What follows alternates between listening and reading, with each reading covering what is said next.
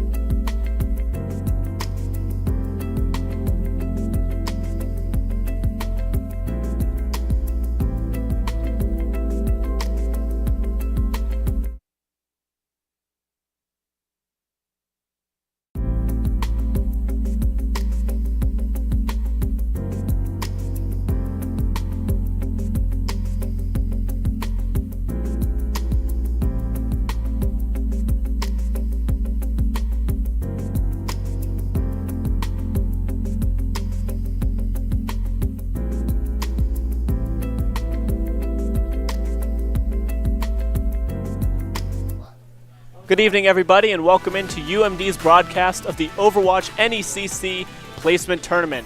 My name is Jack, and tonight I am here with Mel, and I'm so excited to be with you here today to start off our Overwatch League this semester. Remember, we won NECC last year, the Champions Division at Nationals, so we have high hopes for what's gonna come. And remember, before we get into everything, we're gonna start off with a little review of what the stream's gonna look like today. Yeah, as I said before, this is the NECC Placement Tournament, so tonight teams are going to be facing off in best-of-3 matches against other collegiate teams. Our first match is going to be against Fisher White from my home state of Massachusetts.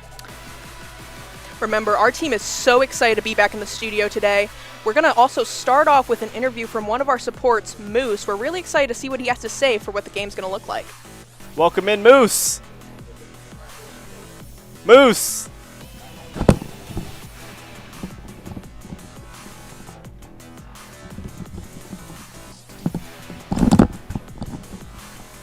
Good evening, Moose. How are we doing tonight? I'm good. How about yourself? I'm doing pretty good. So we got our first match of the season coming up tonight. What can we expect to see from the team? I mean, we've been scrimming. We've been getting ready for it. We're going to give it our all. It's preseason. Still some time to figure stuff out. So no worries if we start a little bit slow. But, I mean, we're ready for the season to start. We're ready to get it kicking and, defend our championship. All right, sounds good. Any characters that we should be on the lookout for you to be dominating with? I mean, I'm in Juno jail right now, and new character, what's it like Overwatch to not add a new broken character? So Fair enough. I'll be on Juno tonight, basically the whole night, because she's just inherently broken, I fear. Sounds good to me. And I noticed that you got a nice little Stitch onesie on here tonight. What's the inspiration for that? Shout out to my man Speep with the shark onesie last year. Had to keep the tradition going. We got to keep it rolling for many years after, so onesie time. Sounds good to me. And back to today's match, what are your expectations for today? I know it's not like a official ranked tournament match, but what are your expectations? I mean, it's the first match of the season, so we're not sure. We don't know our opponent. We're not sure what to expect. We're expecting a lot of, Juno like we're going to be playing. But, I mean, we're going to give it our all. We're going to see how it goes. It's preseason, so we're not too stressed about it. We're going to go out there, have fun, and get ready for the season to start, actually. Well, best of luck out there tonight. Thank you. And we will see you in the booth.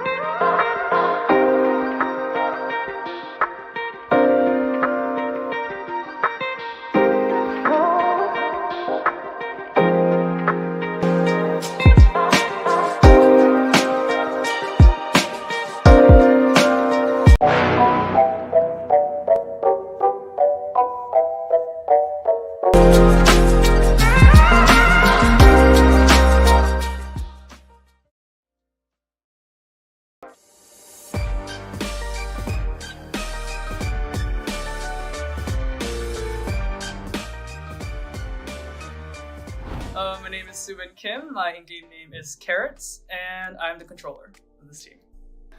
My name is Hannah. My IGN is Tuxedo Sam, and I play Sentinel for the team. My name is Sima. My in-game name is Care Bear, and I'm a flex.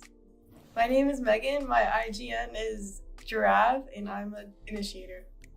My name is Sophia. My IGN is Soap, and I'm an initiator. Hi everyone, I'm Ayush. My in-game name is Dulcexo, and I'm the coach. For me, I think it was just really interesting to see like our names on like social media and like on a website. I'm just like, whoa, my name is on a website but so I think that was like the number one thing that kind of like just it brought the realization of like what kind of team I'm in, like what kind of position I'm in. Of my Lilac team, I am known as the no brain, only aim chamber in comp. So I did not imagine myself being IGL, but like. I think it's like there were some difficulties in the beginning because no one I wasn't used to giving out comms. I was just very confused. But I think now it's just like the amount of trust that my teammates give me when I give out comms and the amount of like coordination that we have. Like I just love being like IGLing because I trust that things will work out.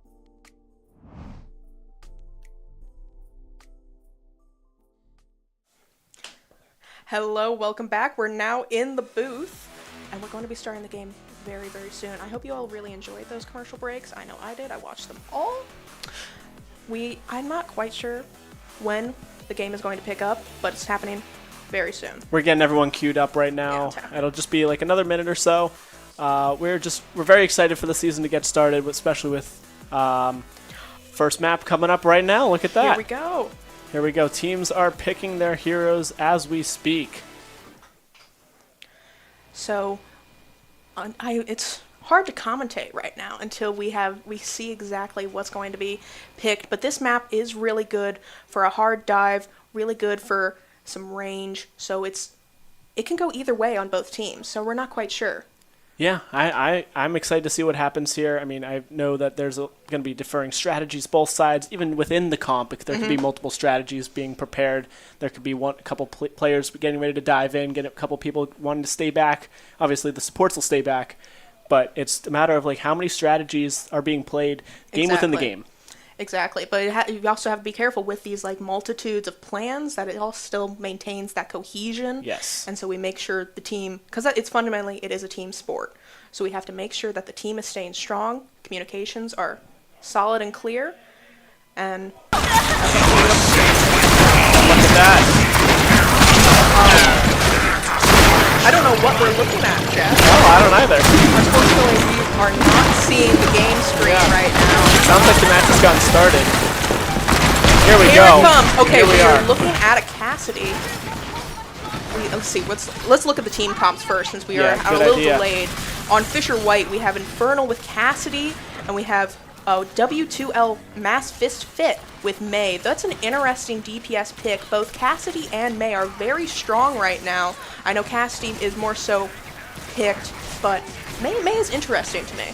Yeah, I never really play May, but I do play McCree, used to be McCree, Cassidy, quite a bit. Oh, that was an incredible May wall right there to block the Nemesis Ramatra form. Great cooldown usage here. All right, so as we continue to go along with the team comps, Faded, looks like he's on the Ramatra, sorry. And then we got Pirate on Lucio, and Abs on the on Baptiste. Baptiste and Lucio have both been very meta this season. It looks like Terps do currently have the point capped, which is very exciting. We're starting with a strong league. They're maintaining that high ground. Very impressive. It's very useful, especially with the Baptiste-Lucio combo. Lucio needs to stay within his teammate to really get that utility, to get that speed boost. So by maintaining that high ground, they're kind of just keeping control of the objective. It's very solid. But unfortunately, it does look like they have dropped. Again, Tony on UMD is also playing Ramatra, so we're seeing a Ramatra mirror here. Yeah. I mean, UMD is currently up about 60%. But as we take a quick look through their roster, we got Jay Kizis on Tracer, C3 on Ashe, Tony is on Ramatra. Moose Juno, as he mentioned before. On Juno, yeah. And we got Reformed on the Brigit. So as Brigit, yes, Brigitte. Brig. We'll just say Brig. I'm not Swedish. We got some respawns coming in as As Fisher White has capped point, so they're making a bit of a comeback, though we've got it up to 70%. Very solid start for our team. We're coming up with an annihilation, which if they're very tactical with it, can be an incredible game changer for the team. Yeah, we got Jay Kiesis on the Tracer in the post right now, trying to get the capture points going back in the direction of Maryland. Has to fall back just a tad. Oh, and we have a solid beat from Fisher White. Look like it is going to help maintain that team, though Faded is going to pull Annihilation. A very solid strategy here. We have the Tracer bomb. Oh, incredible. Boy. Faded goes down at the hands of Tony. Infernal now go down at the hands of Jay Kiesis. 5-player kill streak for Moose on that Juno, as Maryland looks to regain possession of the point, and they are gaining those percentage points as we speak. 85 and counting. Incredible. It looks like this point will likely go to Maryland, though. Let's not jump the gun. It is always possible for the team to make a comeback. We may want to see maybe a switch in the support, maybe something higher mobility to make sure they can get back to the point. Because I can see the Baptiste ult kind of being a limitation here. I don't think it's going to matter. They're in overtime right now. Oh, though we have a solid May ult from Fisher White. We got Ash sniping a little bit right here. That's C3.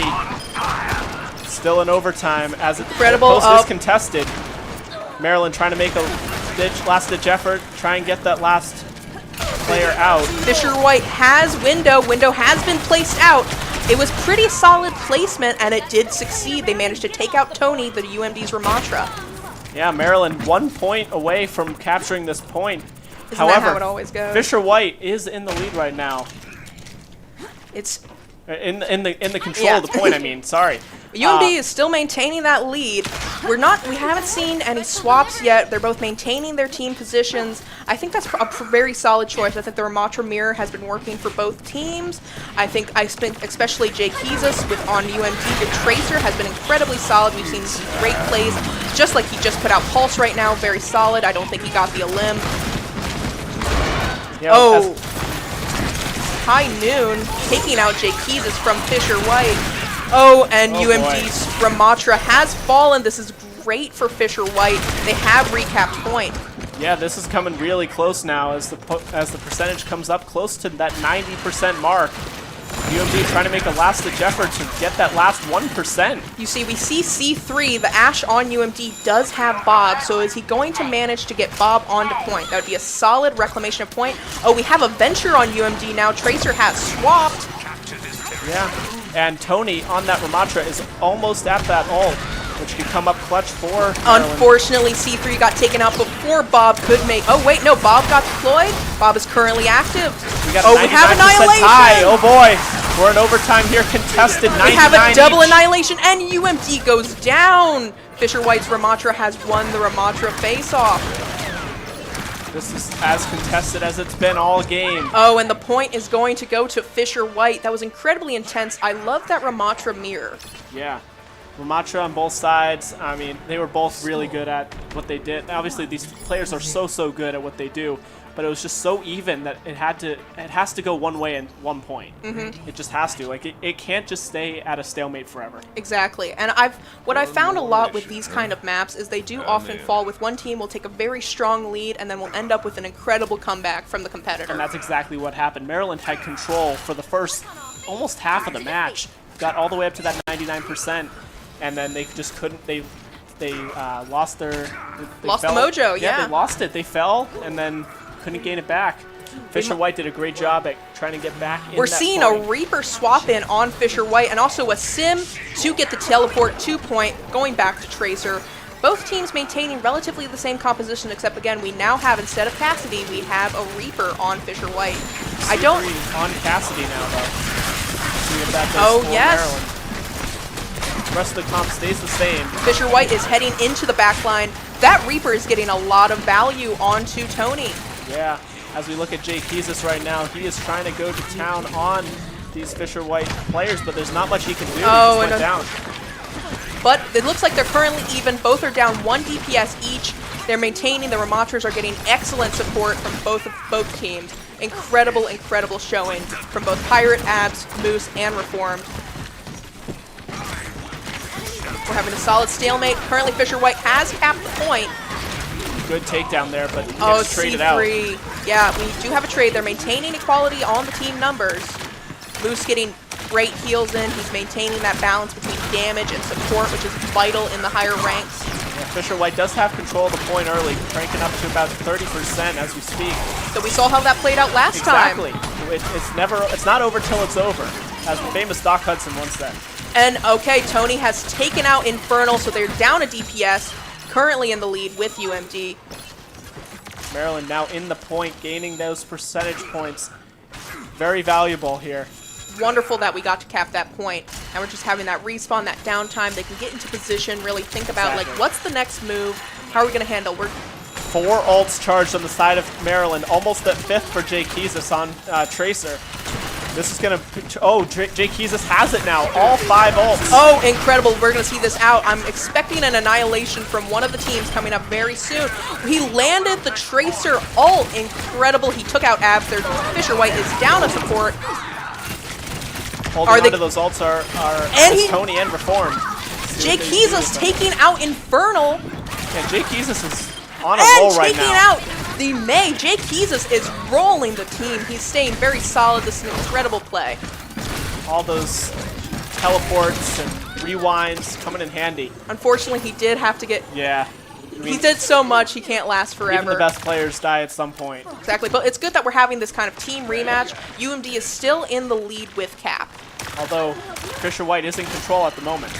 So they're gaining those points They're to get catching back up to the front. We're starting off with a poke, so we see that Fisher White has both Annihilation and Beat.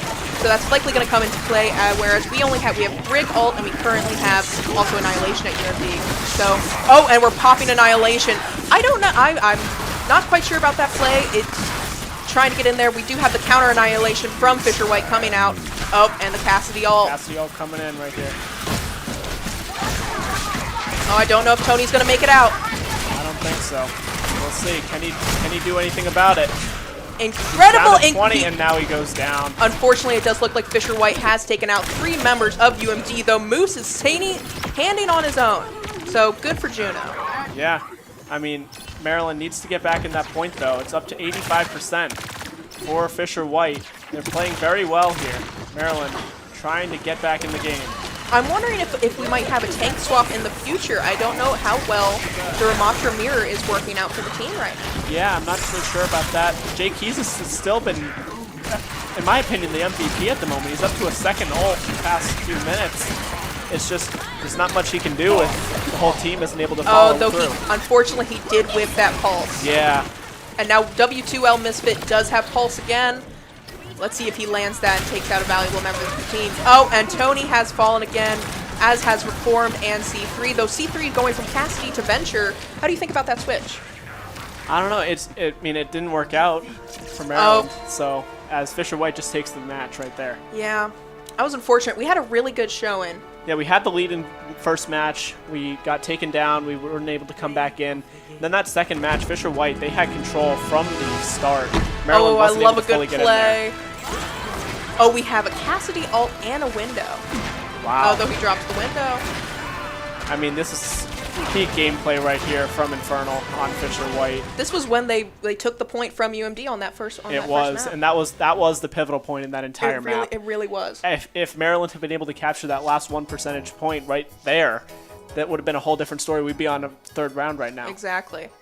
But I have faith in Maryland that we're going to pick back up as these games continue, because remember, we have more coming. Yes. This is a best of 3 within the best of 3 within the tournament. So Maryland's going to look to regroup for the second round here, the second map. Try and get up some points on the board. We'll find out what the mode is in just a few moments. Oh. But until then, we're going to have a commercial break. We'll be right back with you soon.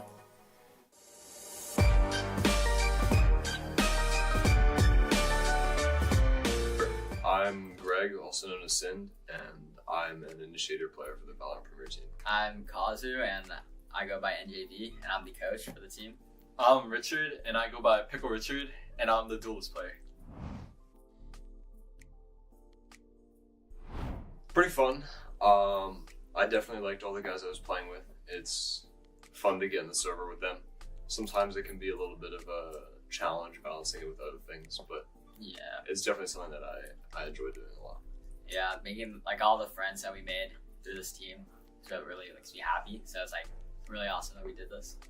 Yeah, I think I had really fun times on this team.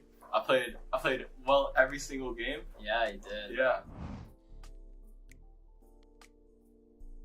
I think my favorite moment was map 5. I think that was a really fun match. The grand finals. Yeah, Yeah, that the was grand fun. final. Yeah. Remember what map it was? I don't remember that. Oh, it was Sunset. Yeah, Sunset. Yeah. And you played Rays. Yeah, I played Rays. Yeah, no, that map was really intense. Like, it was super, super hard. The pressure was definitely on. Like, it was super late at night. It was like midnight or It something. was very late. It was 1 a.m. or like my favorite moment was probably the first match of the season. Oh yeah. First time in the studio together. Oh, in the studio. Oh, yeah. Yeah, that was fun. It That was was like fun. fun seeing all the Academy boys in the studio. So that was sick. Yeah. My personal goal is I think I'm gonna try to hit Radiant this season. Yeah, Yeah. you can. It's, Yeah. I think it's definitely to win Big Ten right now, and then place top 8 in CVAL. That's our goal. Top 8 CVAL. Yeah. Yeah. Big Ten is definitely the thing I'm most interested in seeing. Mhm. I'm not flying out, but hopefully, or the boys do well over Hopefully it. we win. Where is it? I- OSU? Ohio State? Yeah, in Ohio. Ohio. I promise at least second place. At least second place? I think we can win it. I think we can win it too. I think we can. We gotta win be Big Ten. humble. Everyone, Yeah. we just don't. We can't get complacent. Can't get Yeah, complacent. Never that. That's a good one. Go ahead. Honestly, like unironically, I think Kazu is a very fun person to have in the program as like an emotional leader. Even though he doesn't always, sometimes things can get a little disorganized with Kazu at the helm. Yeah, no, for sure. Yeah. But yeah. For as much flack as we give him for being terrible at the game, he's actually Yeah, if you watch our He's games actually a very while I play, you'll be surprised. Like, I hear Hollis is guy my coach a lot. Yeah. Like a weird amount of time. But I think Kazu's a great addition for him. I love that. Yeah, I love He's having great. him here. You love Valorant. He's very wholesome. He is very awesome. Yeah, And Radiant, remember that. I'm ready to remember that. Yeah, and his timeouts have improved a lot too. As someone who's seen him coach over the last like 2.5 years. Yeah, I coached Your him old for a while. timeouts were. Yeah, that was when I was great. a little baby boy coach. Yeah, but now he's improved a lot. Yeah. I really like having him as a coach. Thank you, Gregory. Wow, this is great. We should do this more often. That's the most praise you've ever heard. He got an ego boost for free today. That was awesome.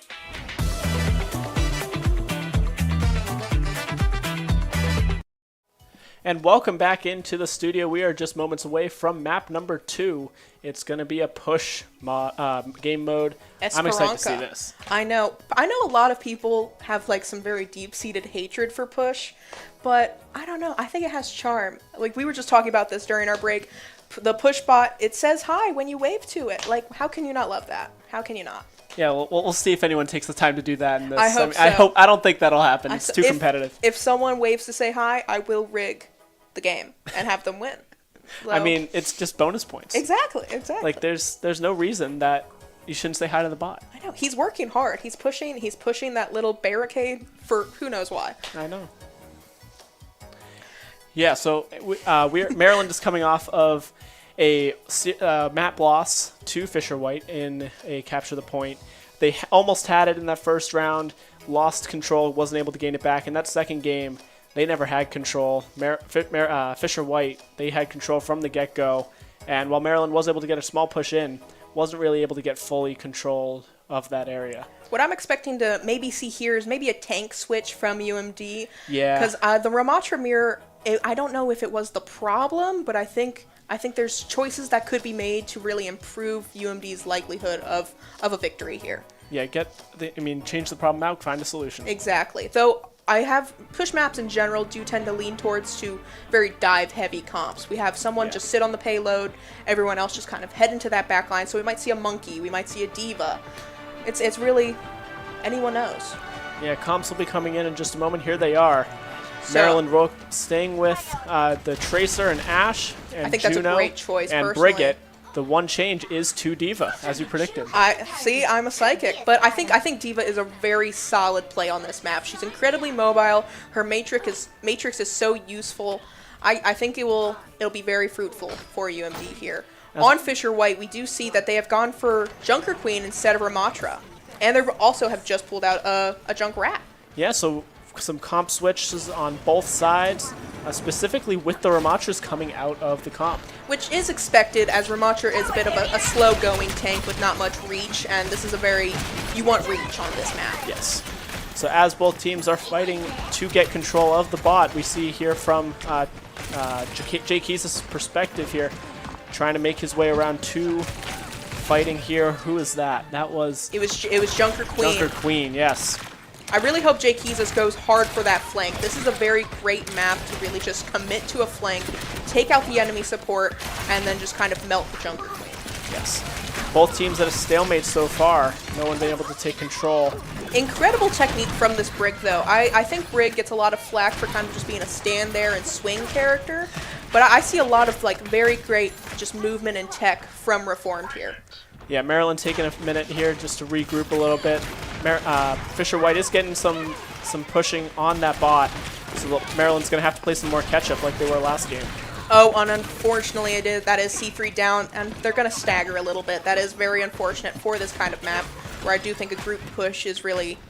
Oh, we've brought the Ramatra back, I've just noticed. I don't know if that was the move. I'm not so sure about that either. I feel like we said earlier, we need that dive. We need that push ability. Ramatra's good, but we need more of that ability to move forward as fast as possible. I also think a lot of problem with Ramatra, especially going into JQ, is just how quickly he melts to that progressive damage. I do just want to note that incredible pulse from Fisher White right there. Yes. It can't go unnoticed. They are unfortunately continuing to stomp UMD here, but I think maybe the team would really benefit from a Kiri.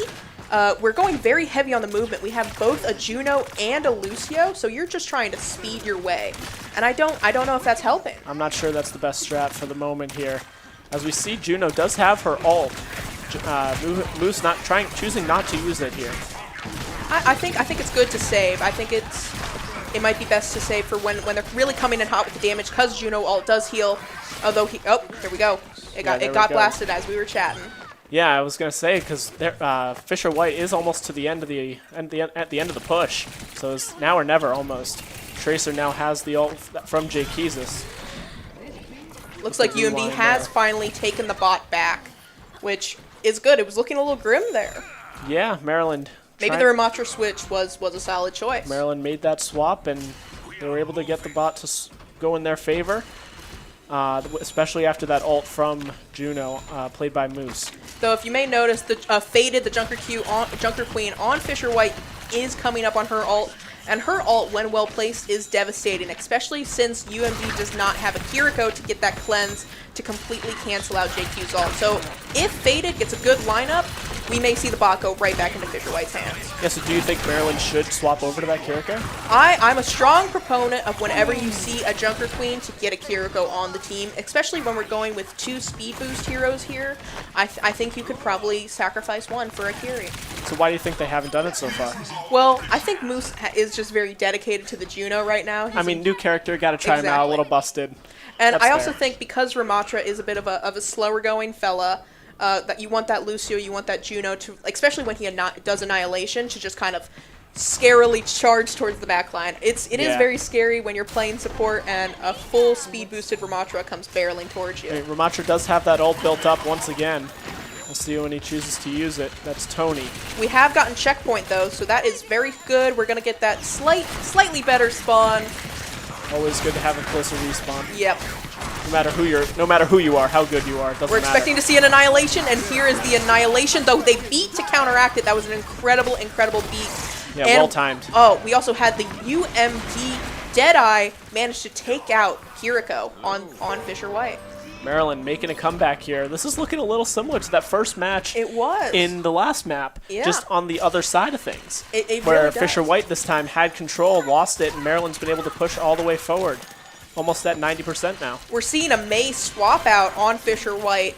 Interesting choice. I think the wall will come in handy. I think it will have some utility, but I don't know if for that like kind of last-minute mobility it should be the best choice. Yeah, oh, seen a Curie ult from Abs. Maryland built up an ult here on Tracer. Jay Keezus, we'll see when he chooses to use it. We're seeing the Juno ultimate. I think that was a solid placement, getting those heals, getting that damage boost onto your team. Unfortunately, they do run out of it a little quickly. Yeah, as Maryland is getting closer to that next checkpoint. But a great play right there from C3 on that Cassidy, taking down 2 of Fisher White's players. Incredible. Helping to move that bot forward. Abs Another seems kill right to be there. The master of escape. I've repeatedly see Abs be the only one surviving, and Cassidy with C3 right there, just able to somehow keep up. C3's been playing Abs Cassidy has really well swapped here. to Juno. We're seeing a Juno-Lucio mirror on both teams. All right, well, we'll see what happens here. I think they saw Moose playing Juno, is working out for Maryland in the second half of this round, and they figured that they need to swap over and try it out for themselves, see if they can push the bot back. Oh, we're seeing a... And look at that. Maryland has almost lost control of the bot here. And I think a large part of bringing that Juno out too is because UMD was so close to finally capping the end point. You really need to get them to the point as quick as possible because once they get there, it's done. This one's just going back and forth. It really is. I do see. This is why I like the push. I think it has a really good. Oh, look at that interesting positioning. We're going back up through. I don't know exactly how to describe this place, but the high ground really. Oh, an incredible May wall. We're seeing a Cass ult. It is everywhere right now. It's chaos at the moment. Classic Overwatch. Yeah, love to see it. Oh, we're okay. It looks like Jake Keys is probably gonna go for another flank. He does almost have pulse. We're having a beat too coming up. It's gonna be. We're gonna have an interesting confrontation coming. Yeah, Ramatra got another ult there with Tony. Maryland's just building them all up as Moose has almost got his as well. 80% on that. Oh, look at that. Oh, Ramatra Mirror is really coming through, getting all of that support. Every ult is just being unloaded from Fisher White. Incredible. And that bot is almost all the way on Maryland's side. So they're doing a great hold. Look at that. They've maintained it. They're pushing them back. They're keeping them away. Look at Moose doing incredible support here. I'm sure Reformed is also maintaining that speed boost health combo excellently. Exactly. Maryland just used like 3-4 different ults at the same time to try and get that little push. But Fisher White pushing back hard. They have full control of the bot at the moment. Okay, looks like Fisher White's cast ult did manage to kind of even out. Oh, Fisher White has taken out most of UMD. They're going to reclaim that point. Very close to final cap. Very close. Lucio with a great play there. And Maryland needs to regroup here. I do want to say another incredible value of Juno against Fisher White's specific combo is Maywall. Maywall utility is often like you want to block off support line of sight from the tank, from the DPS, and Juno kind of allows you to just kind of like hop over that wall, make sure support gets to your tank in time. Yeah, we do have a May swap from Jay Keezus over from Tracer. Oh, okay. Well, we have a complete mirror of both teams now. This is what Overwatch normally looks like. So we'll see what the mirror ends up working out for UMD. They have pushed the bot back just a little bit. We're getting down to almost 2 minutes now, a little under 2 minutes. Maryland is in the lead technically, but right now Maryland does not have control of the bot. I think they might lose the lead right here. They're a little scattered. I don't know about this positioning for them. Okay, we're coming in with a beat from Maryland, a May ult from Fisher White. It is chaos on the team. Unfortunately, it does look like Tony was frozen, but he's maintaining his position. We're getting that Ramatra 1v1. Oh, and now here pulling out Fisher White's Annihilation. I think that's going to be kind of devastating for the team as UMD no longer has beat, and they can't really sustain against that Annihilation. I mean, kills being traded back and forth on both sides. Oh, and Tony gets that kill. Yeah, Tony with a double kill there on both May and Cassidy. Nicely done there. As Jay Keezus swaps over to Widow. Widow? Oh, not Widow. We're going to Venture now. I was about to say, Widow was a very interesting choice for this point in the game. I personally, on these kind of push maps, I see Widow as kind of like first confrontation. Yeah. When you get this late in the game, Widow is just kind of like, she's not as mobile as it's needed. Yeah, so we'll see what Jay Keezus is able to do on that Venture as they push it back to the middle of the map. Maryland making another comeback here. They do have to get it all the way to that next point so they can secure the victory. And we're getting down. We're under 30 seconds. I don't know if Maryland's going to make it. They're going to have to do a team wipe if they have any hope. Look, an incredible ult from C3. Great way of just kind of clearing space on the field, trying to get them off the point.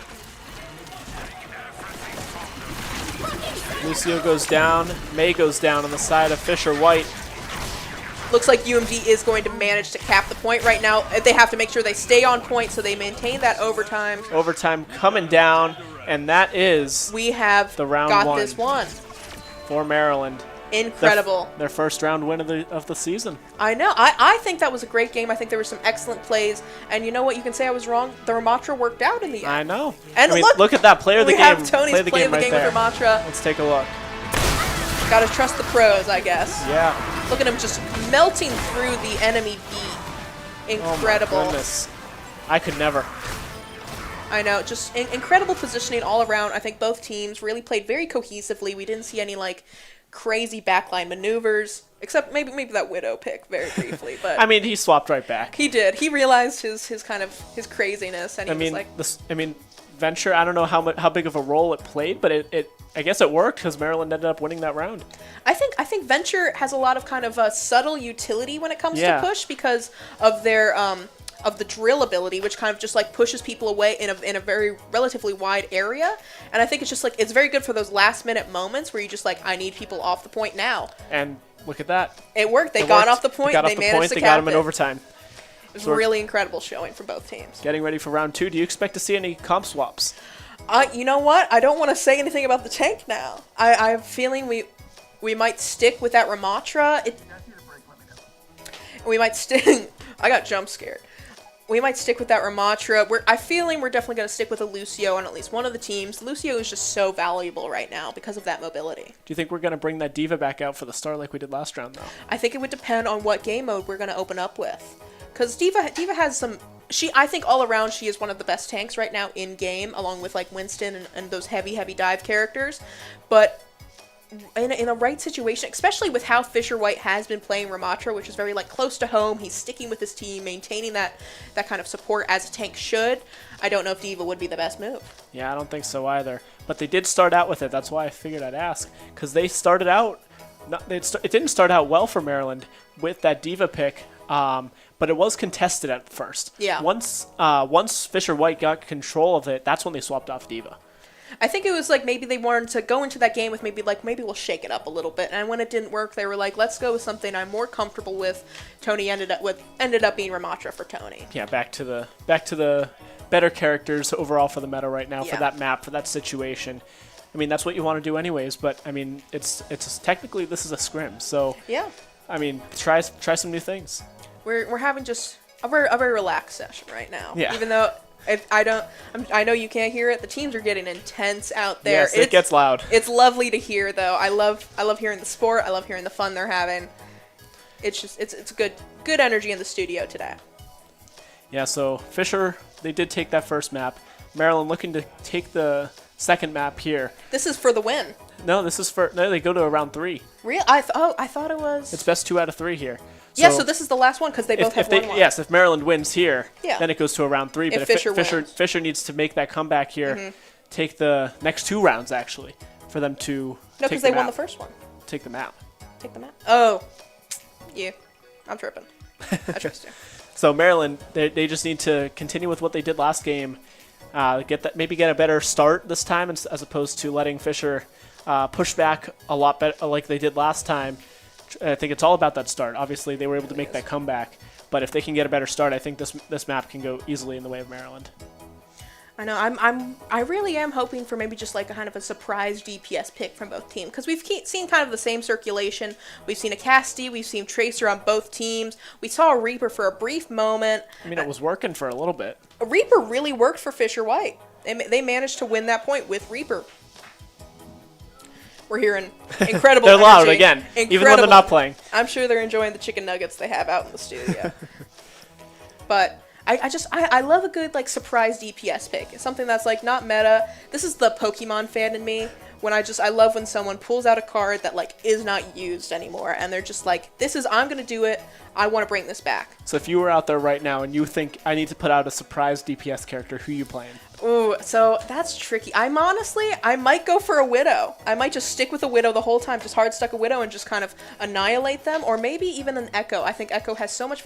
Echo is fairly useful right now because Pharah has been kind of on and off dominating the meta, and Echo always wins a dogfight with a Pharah. So we might see an Echo. I can hope. I love an Echo. But I mean, if we see the Echo, does that mean that we see the Pharah coming out from Fisher White? Maybe. We'll have to see. Typically, you wouldn't do a Pharah in response to an Echo. No. I mean at the start. Oh, at the start, that would. I don't know. Again, it depends on the map. If it's a nice open, we might see an Ilios. Ilios is a great Pharah map in my opinion. Love the boops. No, some of my favorite moments are just booping people off the map. I know. I don't get it. I'm scared to get that close to have to boop someone. Lucio. You take the Junkrat mine or something like that. Oh, yeah, but then I feel like I have to almost aim, and so I can't. There's do that. skill involved. Oh, skill. You gotta have some skill. Come There's on. a reason I'm in the broadcast booth. Okay. Me too. But we're here to talk about it. Yeah, exactly. And again, that last game, very excited. Yes.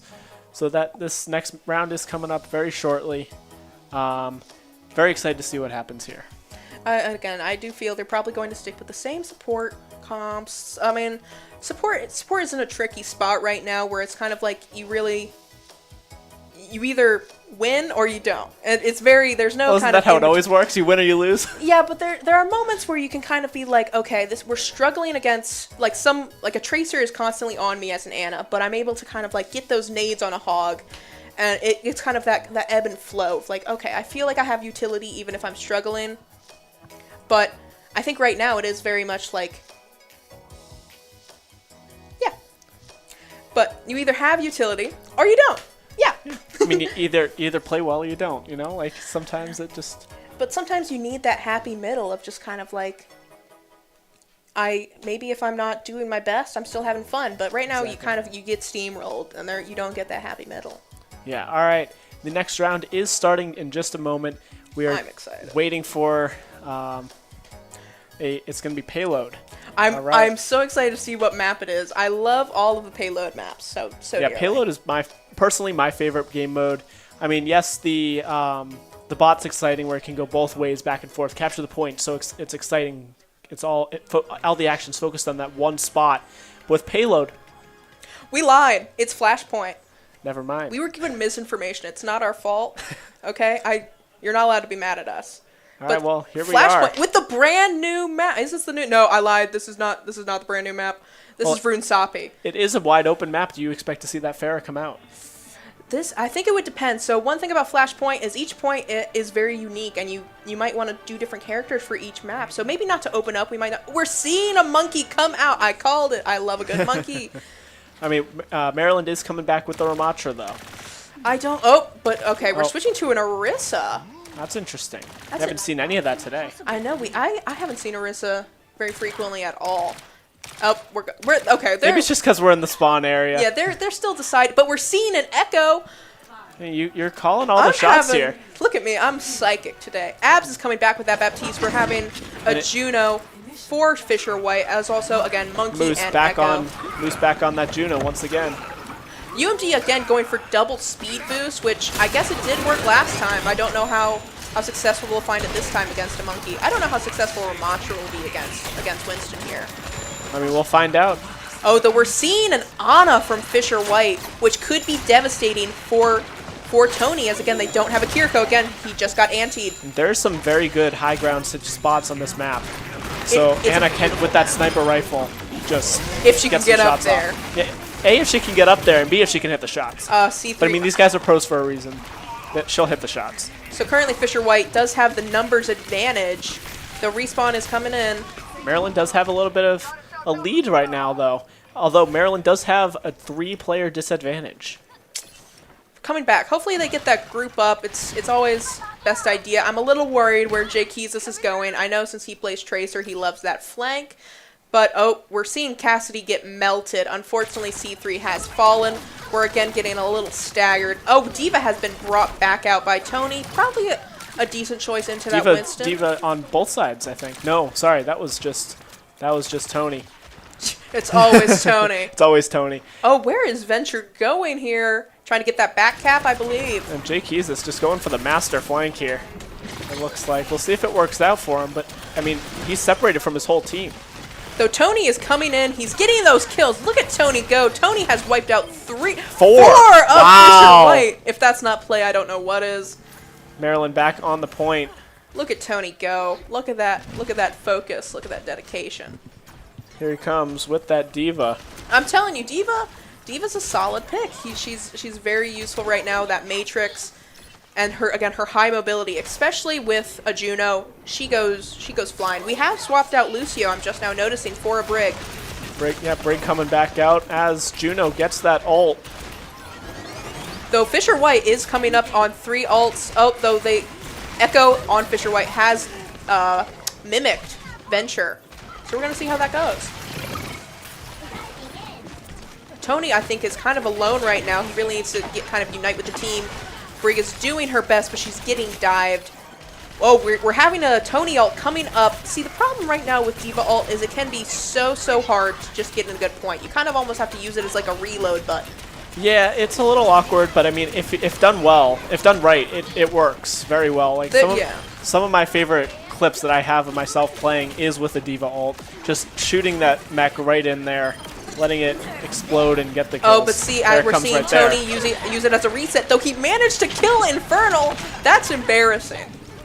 I think that's embarrassing to die to a Diva ult in this ELO. Maryland gains control of the point. I think they're going to manage to cap it unless Fisher White comes in for that last minute touch. Mucky makes it for that last touch. He gets melted to smithereens.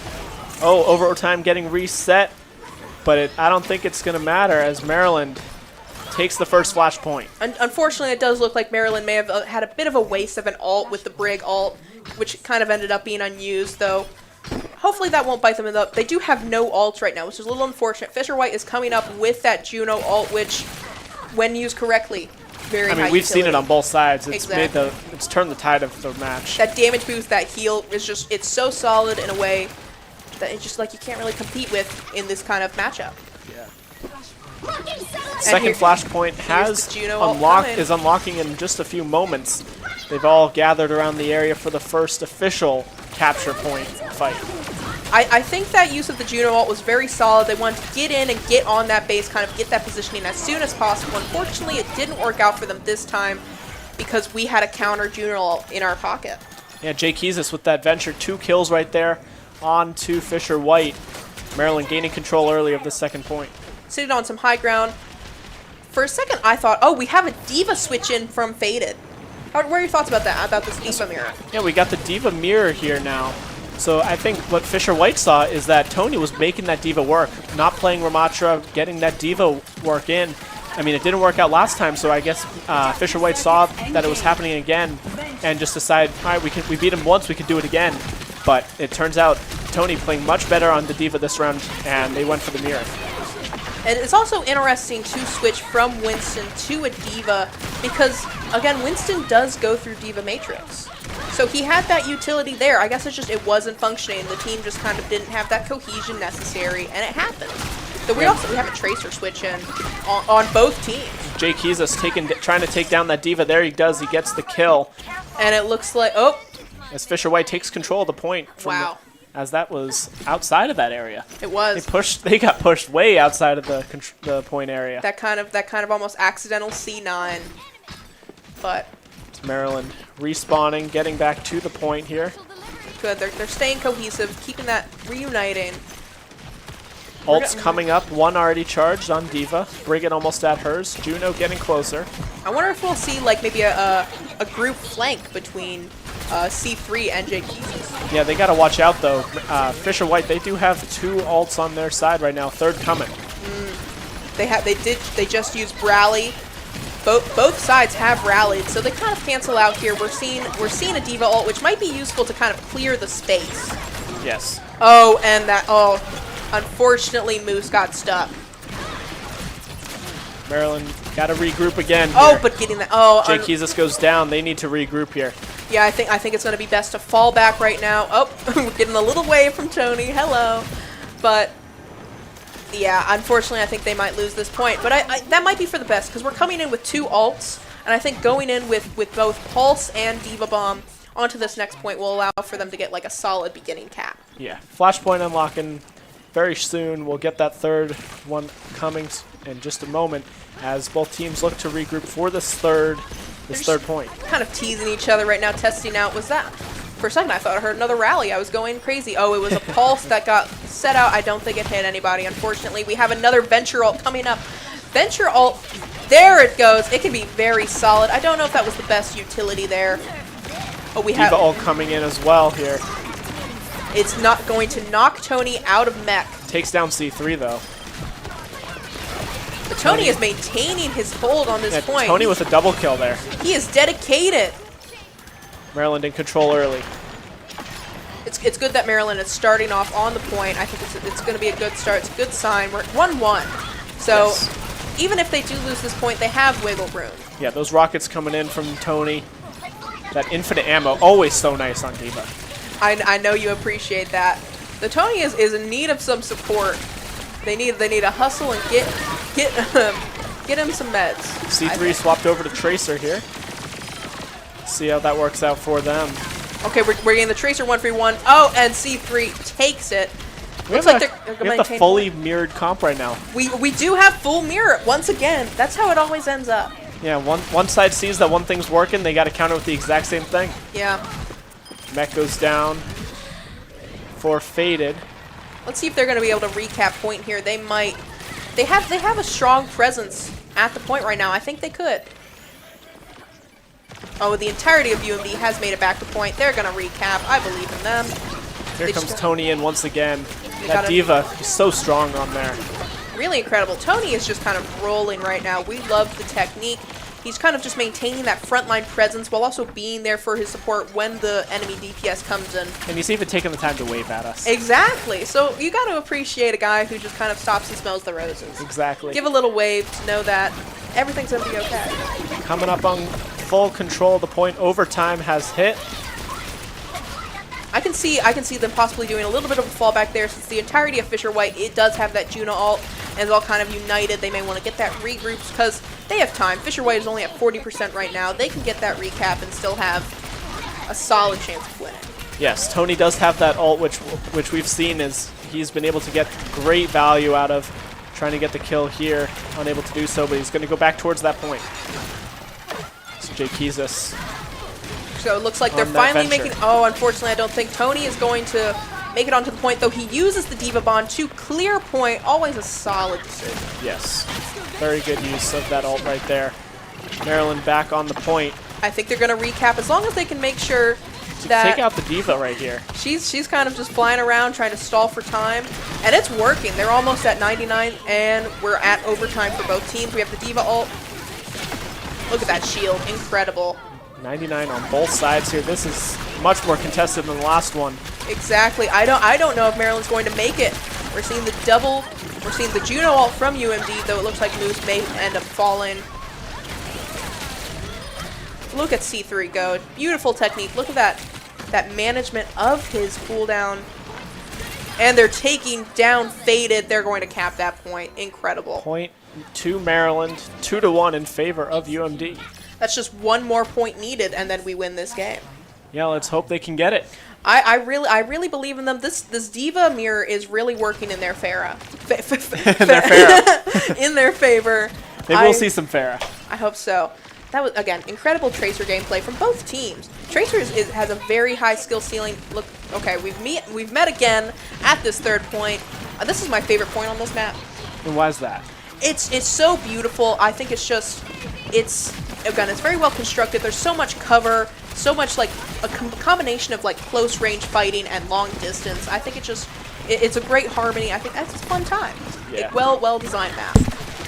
Jay Kizis on that venture underground, digging his way through.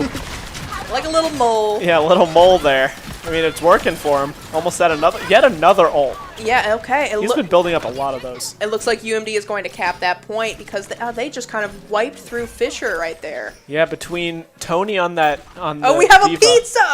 A pizza! Between Tony on the Diva, Jay Kizis on the venture, they've been stacking ult after ult after ult, and it's been able to work out well for them. They have great synergy right now. They're really again, great ult economy right here because Fisher White is coming up on 2 ults. It looks like they have Juno, and they're probably going to have Diva Bomb soon. But again, Diva Bomb has very mixed utility at the moment.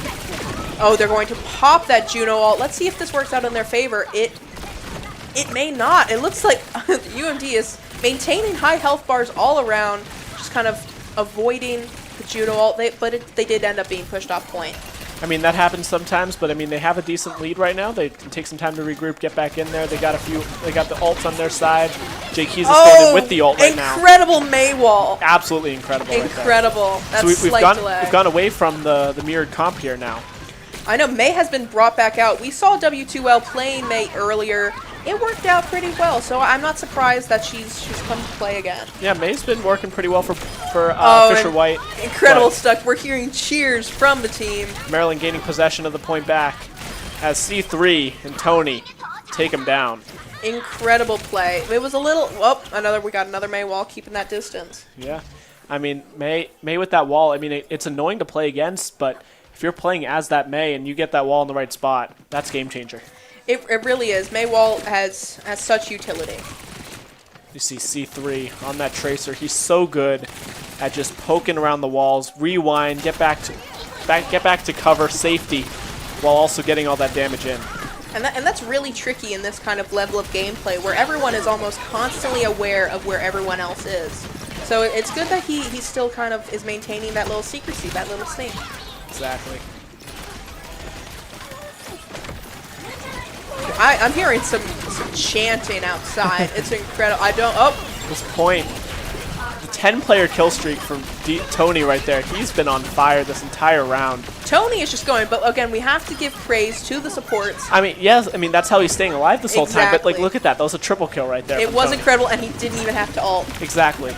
I mean, the Juno and the Brigette. We're hearing cheers from the team. Juno Wonderful and Brigette celebration.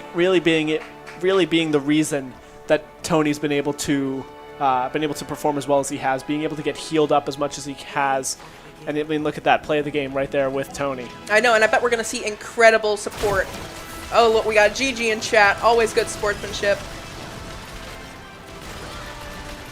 Look at this. Just melting that monkey. Absolutely melting. 3-4 kills right there. Incredible. Absolutely incredible stuff.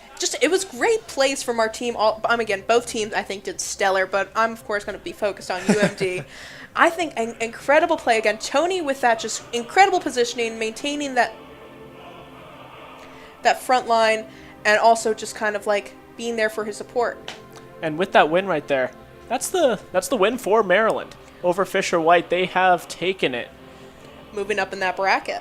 Yeah, I mean Maryland was ranked towards the bottom of the seeds. Yeah, we were 7th. Shown as an underdog, 7th, showing that they're no underdogs. Again, are we surprised? Because as we said in the intro, we won last year the national championship. I mean, obviously they're very good at what they do. All these teams are so good at what they do. It's just a matter of who gets to play at the right time. Exactly. And I think just this time, UMD had it. They had that cohesion. Yeah. Again, our DPS stellar, maintaining that kind of constant offense while not straying too far from the support and of both their support and their tank, and the support just outputting consistent heals as well as incredible damage. I mean, Brigette was just. I mean, I don't think I saw a single time where she was not on the field. Like she was incredible. I don't know how many times, like the death count, how high the death count was, but it had to be like sub 3 from what I could tell. Like that was absolutely stellar heals play right there. And whenever we saw her point of view and just that kind of movement, that tech, I was like, wow, this is one. I feel like this person plays Tracer as well. Yeah. But it was just it was smooth. It was incredible. You know, they were getting that coverage with that flail. And getting those heals out for the team. I mean, I know this is how Brigitte's character works, but it always astonishes me how far she's able to get that chain to reach. It really is quite a distance. It's like a hog hook. I don't understand how it works. Like, what's the logic behind it? I know it's a video game, but what's the logic behind that? Well, her dad is Torbjorn, who's an inventor, and she's an inventor, so it's like it makes sense. Sure, but like she's smart. I mean, how long can a chain possibly reach? super, however long her is. She's the maximum, okay? And we can't complain. I mean, I can't complain whenever Brig's on the enemy team, and I'm sitting in my perch, and she just whacks me across the face. It's never a good time, but Yeah. I'd be happy to have one on my team, as we Always. did today. All right, and we will be back in just a few moments.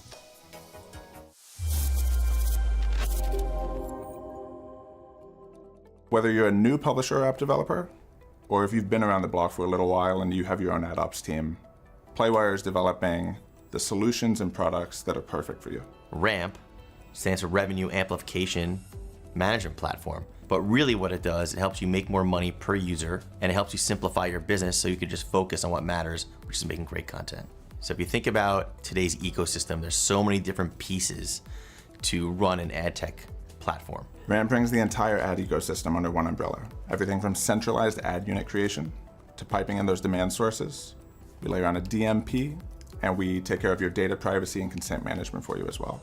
We tie all of that together with robust analytics. Playwire really offers our publishers two different models at this point. We've got the full service model where we come in and we cover everything. And there's now our new self-service model where you can come in and you can say, I just want Playwire to take care of some of these things for me. Another thing that we've had a lot of partners do with us in the past is say, hey, maybe I have a few of my own direct campaigns that I want to run. Or I've even got an ad ops team. I don't know whether Playwire is right for me because those people are doing a good job. We don't want to displace them in favor of Playwire. That's fine. We're happy to bring all the technology that we've put out there, but use it with your own team and with your own ad stack. What does that mean for you as a publisher? It means that you get to leverage all of the revenue maximization technology that we've got in place and still have all of the capabilities and all of the demand partners that you're used to working with. You can have your cake and you can eat it too. We actually do things at such scale, right? We're serving 70 billion ads a month at this point. That's a huge benefit that we're passing on to the publisher. Revenue intelligence marries human intelligence with machine intelligence. At its core, revenue intelligence is about taking all the demand that you're already getting and getting more out of it. We want to make it so that you're getting 10% more from your ad inventory without even worrying about who the advertisers are. It's based on us going in and understanding what are the places where we can put additional price pressure on. There's all sorts of situations like this where you can eke out little benefits and add them all up. You're quickly at a point where you are getting that 10, 15, 20% uplift on your revenue without having made any changes in who's actually doing the advertising. Our DMP is built from the ground up to work in a cookieless environment and not use cookies to basically store, user behavior or anything like that. And it's built right into the RAMP platform. We can tell advertisers information about user interests, but also user behavior, do it on a massive scale, do it in that real-time way that we also do with our revenue intelligence capabilities, and also do it in a way where we can leverage the size of our network. We're trying to do everything that we can to show you every step of the process of getting an ad onto the page. That means that we've got much richer charts and graphs, a lot more ability to look at a piece of information and drill down on it. Answer that question that maybe you didn't even know that you were asking. We're trying to make you think differently, actually, about your business, about how your business relates to advertising, and reveal all of that through the platform. So analytics are one big piece of it. It's a constant evolution. We're constantly updating our technology. We're constantly creating the future. It's a real challenge for publishers these days to navigate advertising technology. It seems like every 6 months there's some new challenge. And at Playwire, we make sure that we take all of that pain away from our publishers so they can focus on their core business of publishing. Terp Adventures. Take flight at Stamp. Host to countless Maryland events, programs, performances, and more. Feed your body. Feed your mind. Feed your soul. Let your talents soar.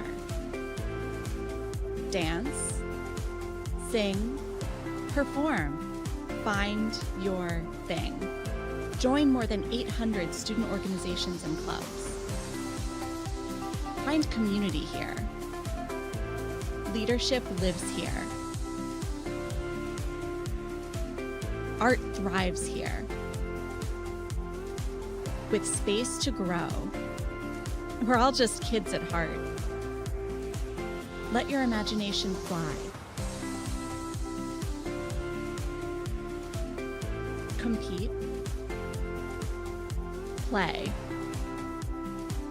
With wings on our feet. Here your spirit can fly. Here your soul lifts up. Here you remember those who came before.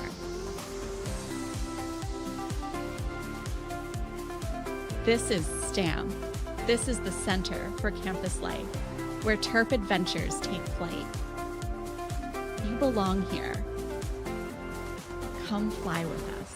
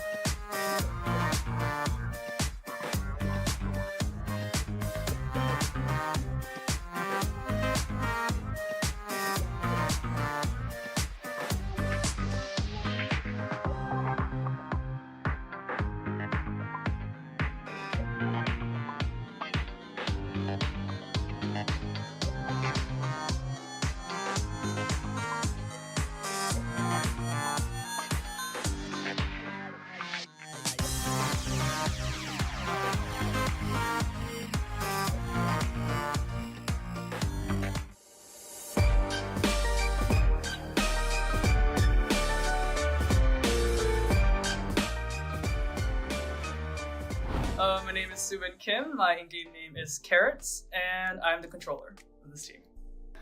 My name is Hannah. My IGN is Tuxedo Sam, and I play Sentinel for the team. My name is Saima. My in-game name is Care Bear, and I'm a flex. My name is Megan. My IGN is Giraffe, and I'm an initiator. My name is Sophia. My IGN is Soap, and I'm an initiator. Hi everyone, I'm Ayush. My in-game name is Exo, and I'm the coach. For me, I think it was just really interesting to see like our names on like social media and like on a website. I'm just like, whoa, my name is on a website but so I think that was like the number one thing that kind of like just it brought the realization of like what kind of team I'm in, like what kind of position I'm in. Meeting them. It's like hard to make a woman and non-binary friends in Valorant, so it's just really nice that we have like a team specifically for that. The studio. Yeah. Oh, the studio. The Oh, studio. I didn't even know that existed. I didn't know that existed until like remember like when we first talked about the studio. I was like, "What's that?" When I first went to the room, I was like, "Oh, there's cameras and lighting." I'm just like, "That's Nice computer." Nice computer. The monitors So are crazy. true. Winning. Yeah. Oh, so true. Yeah. W winning. Getting to that. Yeah, that Yeah, I feel like was pretty cool. hey.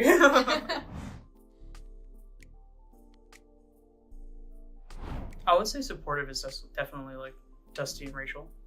Those two, just like making sure we had scrims down, making sure we had practice schedules down, like Dusty making sure like to pick out what we did wrong, just like, helping us improve. I think definitely. Yeah, Dusty's a very present coach, so Very. it's like he's really reliable and helped us through the whole season. Thanks, team. Yeah, you'd even like schedule things for us, Like organize all those schedules. help us map bands and like talk to Stats, them yeah. if like realize if one of them was like unranked or something. Breaking Forfeit a rule. teams. Forfeit Making teams forfeit. Maybe we don't talk about that last part. I would also say like our fans in chat, like on Oh, stream. true. Also, it was nice knowing W people chat. watching us. And the haters. Oh yeah.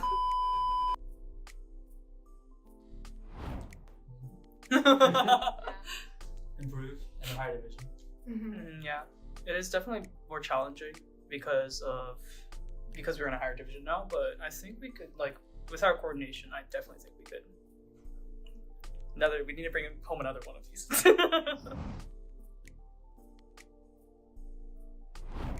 It feels great. Yeah. You guys know this is the first title that Terps Esports has won. Wait, seriously? And by Really? women. Yeah. Oh, seriously? Oh, First down. cool. I like playing Valorant. Have an excuse to play games. That's true. That's good. For me, I joined because, I've always wanted to be on a women's team, especially since I got to UMD, and me and Dusty had always tried to make teams work every semester, and this was the first time it actually did work and stuck, and the people who tried out were committed. So I guess I've always just wanted to be on a women's team to connect more to that community. To make friends. So I had that gap, without a team for a while, and then I saw the form, and I was like, I really want to try this. This sounds fun. And then, yeah, I play Valorant too much.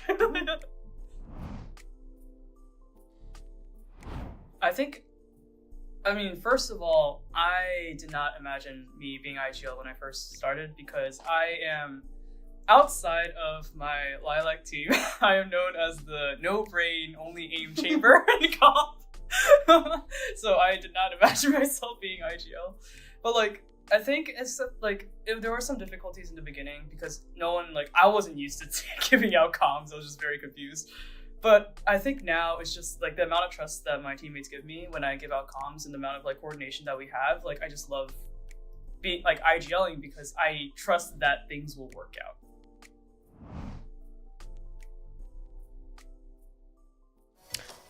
Welcome back. We're getting ready for the next game coming up. We're really excited. We're against University of California Irvine? California Irvine. Never been. Never been I've never been either. Yeah, Or we'll be UCI. calling it UCI. Yeah. For sure. It'll be a lot easier, a lot simpler for you guys watching. Which, no offense to UCI, it sounds a little bit like an infection. Like, I wouldn't want a UCI. That is true. It sounds like one of those things that, like, medical conditions that you'd be diagnosed with. Exactly, that you wouldn't want. Yeah. All right. Well, anyways, we're getting ready for our next match Overwatch here. game. This is the second round. Maryland just beat Fisher White, and that brought them into the second round of the bracket. They'll be facing UCI here in just a few moments. We don't know what game mode yet. Yeah. So against Fisher, Maryland did pull out the victory. They lost that first map, which was a very close match, but they were able to come back in the second and third maps. With push. It was push and Flashpoint. Flashpoint. They were able to get those wins there and defeat Fisher White in my opinion, spectacular fashion. It was really wonderful. We saw great team cohesion. Again, we saw a lot of Ramatra and Diva from Tony, our tank. We saw a lot of Juno. We saw a lot of Lucio, and a lot of Brig from our supports here. And we had that constant back and forth between Tracer and Venture. Exactly. Which you can expect to see as they're both very strong right now. Probably a Cassidy too. Cassidy's been thrown around by both of our DPS this game. It's likely he'll make a comeback. I mean, I personally want to see different characters. Like, I want to see everyone get their play time. I mean, personally, one of my favorites is Soldier. And I mean, I don't think he's very good at the moment. Yeah. But I'd like to see Soldier come out from one of our DPS guys, even one of their DPS guys, just to see how he does right now. Yeah, shake it up a little bit. I know, and we saw a lot from UMD using a sim to get that TP on closer to point. I want to see a sim stick around for a little bit. It was often we would see a sim and then a quick Tracer switch just for that TP value. But I don't know. I think sim's a really fun time. I think her turrets provide a lot of, especially since now that they highlight the enemy when they have targeted you, I think they provide a lot of like mixed utility. But again, she's not particularly meta right now, so we'll have to see. Yeah, so I mean, we see a lot of mirror comps in competitive Overwatch. We saw a lot of it in that first round, sorry. I'm expecting to see more of it in this, unfortunately. I mean, yes, fortunately, but also unfortunately. Because, like, the more mirrored the comp is, the more competitive it's going to be, the more even the teams are. Because, obviously, these guys are all so good at what they do. But if you get to... I want to see them mix it up a little bit and try out some new things, see what works, see what doesn't. I mean, this is technically a scrim. So it's a good time to try out some new things, try out some new comps. Maybe some old comps that fallen out of the meta. I really want to see a Torb hammer kill. Oh, maybe. I want to see a Torb get up close and personal and smack someone with his hammer. Personally, I want to see Wrecking Ball. I love rolling around in that ball form. We do love a good ball, but I think in a lot of cases he is a bit of just not a pick that's gonna be great. Oh for no, the team. not at all. But it's just fun to see play. Maybe get a little bit of a swing action, get some damage by hitting the enemy. I mean, it's a lot of fun time. It's a fun time. He is a fun character, and again, I do love his voice lines. He's so squeaky. He really is, and he's cute. Yeah, so maybe if we're lucky, we'll see him. We saw an Echo, and I wanted an Echo. Yeah, so maybe it'll like, be your turn. I mean, you've got your psychic powers. Maybe it's my turn for mine. Oh, we're opening up on a low-level endorsement player. Oh, what? We love chat in competitive Overwatch. This is one of my favorite maps. What makes it your favorite map? I personally enjoy this map just because it's very when I play, it's very competitive. Exactly. I mean, all the maps are competitive, but this one specifically, I always find to be the most competitive. I think it just gets everyone into a good mood. Exactly. Maybe it's just the nighttime vibe.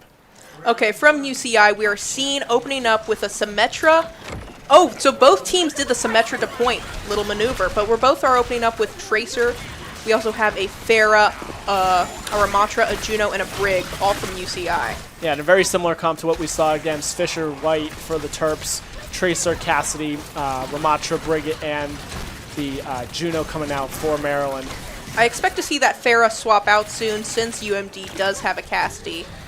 Because, and again, open map. Pharah likes to come out at those times. I mean, Jake Keezus already going on a bit of a tear here, trying to build up that ult. Trying to capture point. It looks like they got scared off a little bit. UMD is going to take that point. It's good to get that early control, as we were talking about in the last match.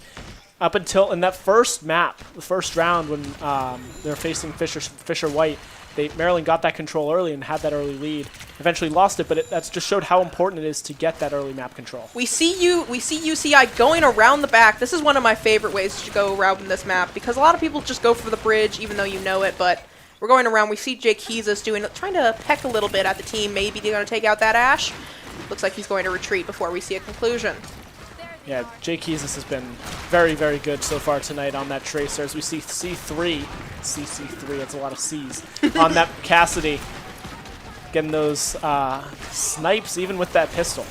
It's almost kind of slow right now. It's a very methodical game. We're seeing, again, this Ramothra 1v1 as they mirror each other.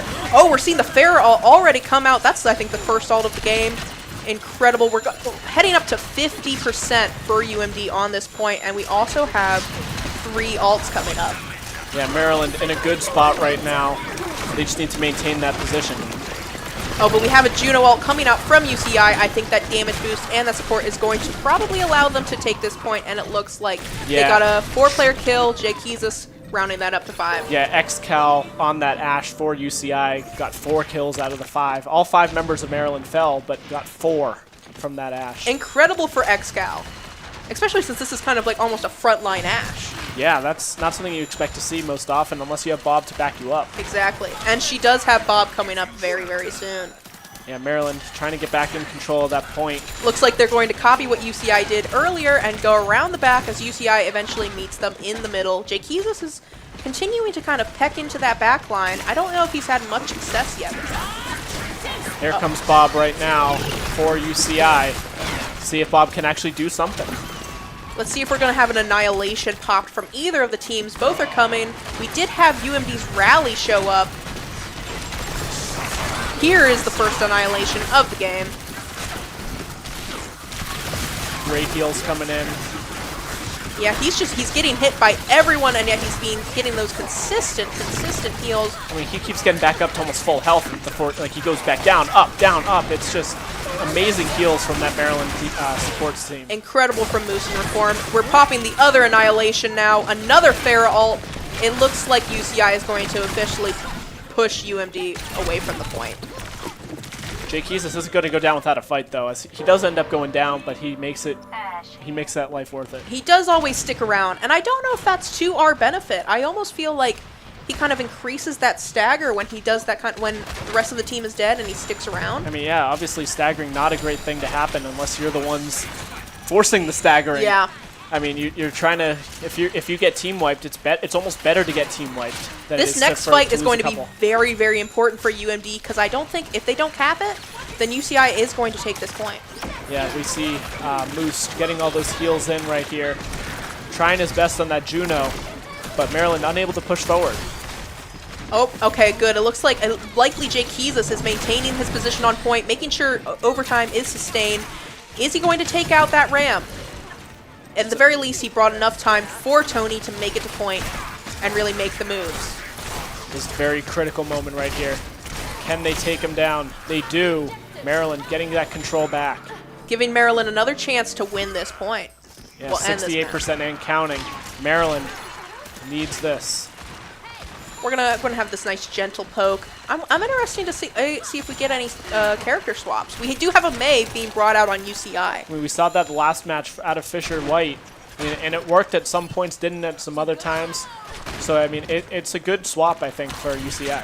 I don't know how Mei is going to play into this specific point of the game, because UCI does need to take the point back during this fight. Otherwise, UMD will take it. Oh, we had an incredible Mei wall blocking That's what Juno. I'm talking about. Okay. We're having an annihilation pop from UMD, though Tony unfortunately gets taken out mid-annihilation, so he doesn't get the full utility. Oh, Jake Heezus managing that narrow escape, getting back 10 with the team. HP. Great play right there from Jake Heezus in Maryland. We takes take that the round. point. Really, really interesting round. Yeah, I mean that just came down to the wire. It really 99-99. Maryland had that control, trying not to let it up. And Jake Heezus, he survived on like literally no health. He was one shot. It was an impressive and escape. I don't know how he escaped out of that, but Maryland, They got that first win of the round, of the map. I'm very proud of them. Yes, as We're getting seeing ready. a venture now from Jakeezus. Yeah, we get ready for round 2 to start. Maryland up 1-0. We also have a venture from XCal on UCI. So we see Jakeezus swap over to Symmetra. Likely for the TP. I doubt he's going to stick with it as he's prone to do. And again, he's back to venture. I hope we see a Symmetra stick around eventually. Yeah, and it's unfortunate how they just use. I mean, it's a great strategy to just get that teleport, get up to that point faster. But I mean, Symmetra, she has good other good abilities. Oh, we're getting into the first real confrontation of the match. Tony just kind of eating it, getting trapped by that wall. Really solid walls from CYY over at UCI. Yeah, that May swap, I called it when it first happened. That was a good swap. Good, solid positioning from C3 here to make sure he gets that high ground, because there's not a very high mobility kind of focus on UCI here. They do have Venture, they do have Juno, but they're often preoccupied with other things.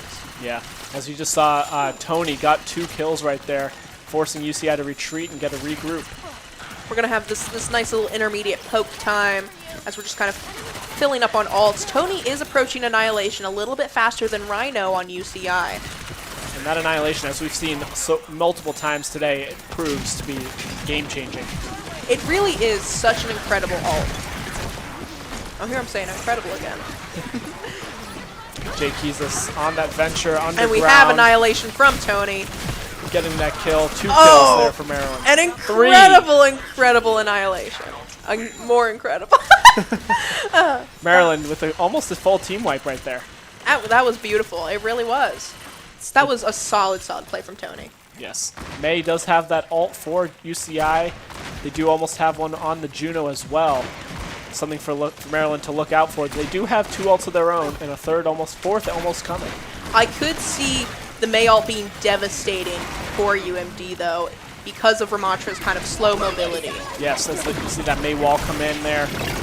And there goes the McCree ult. Can he land it?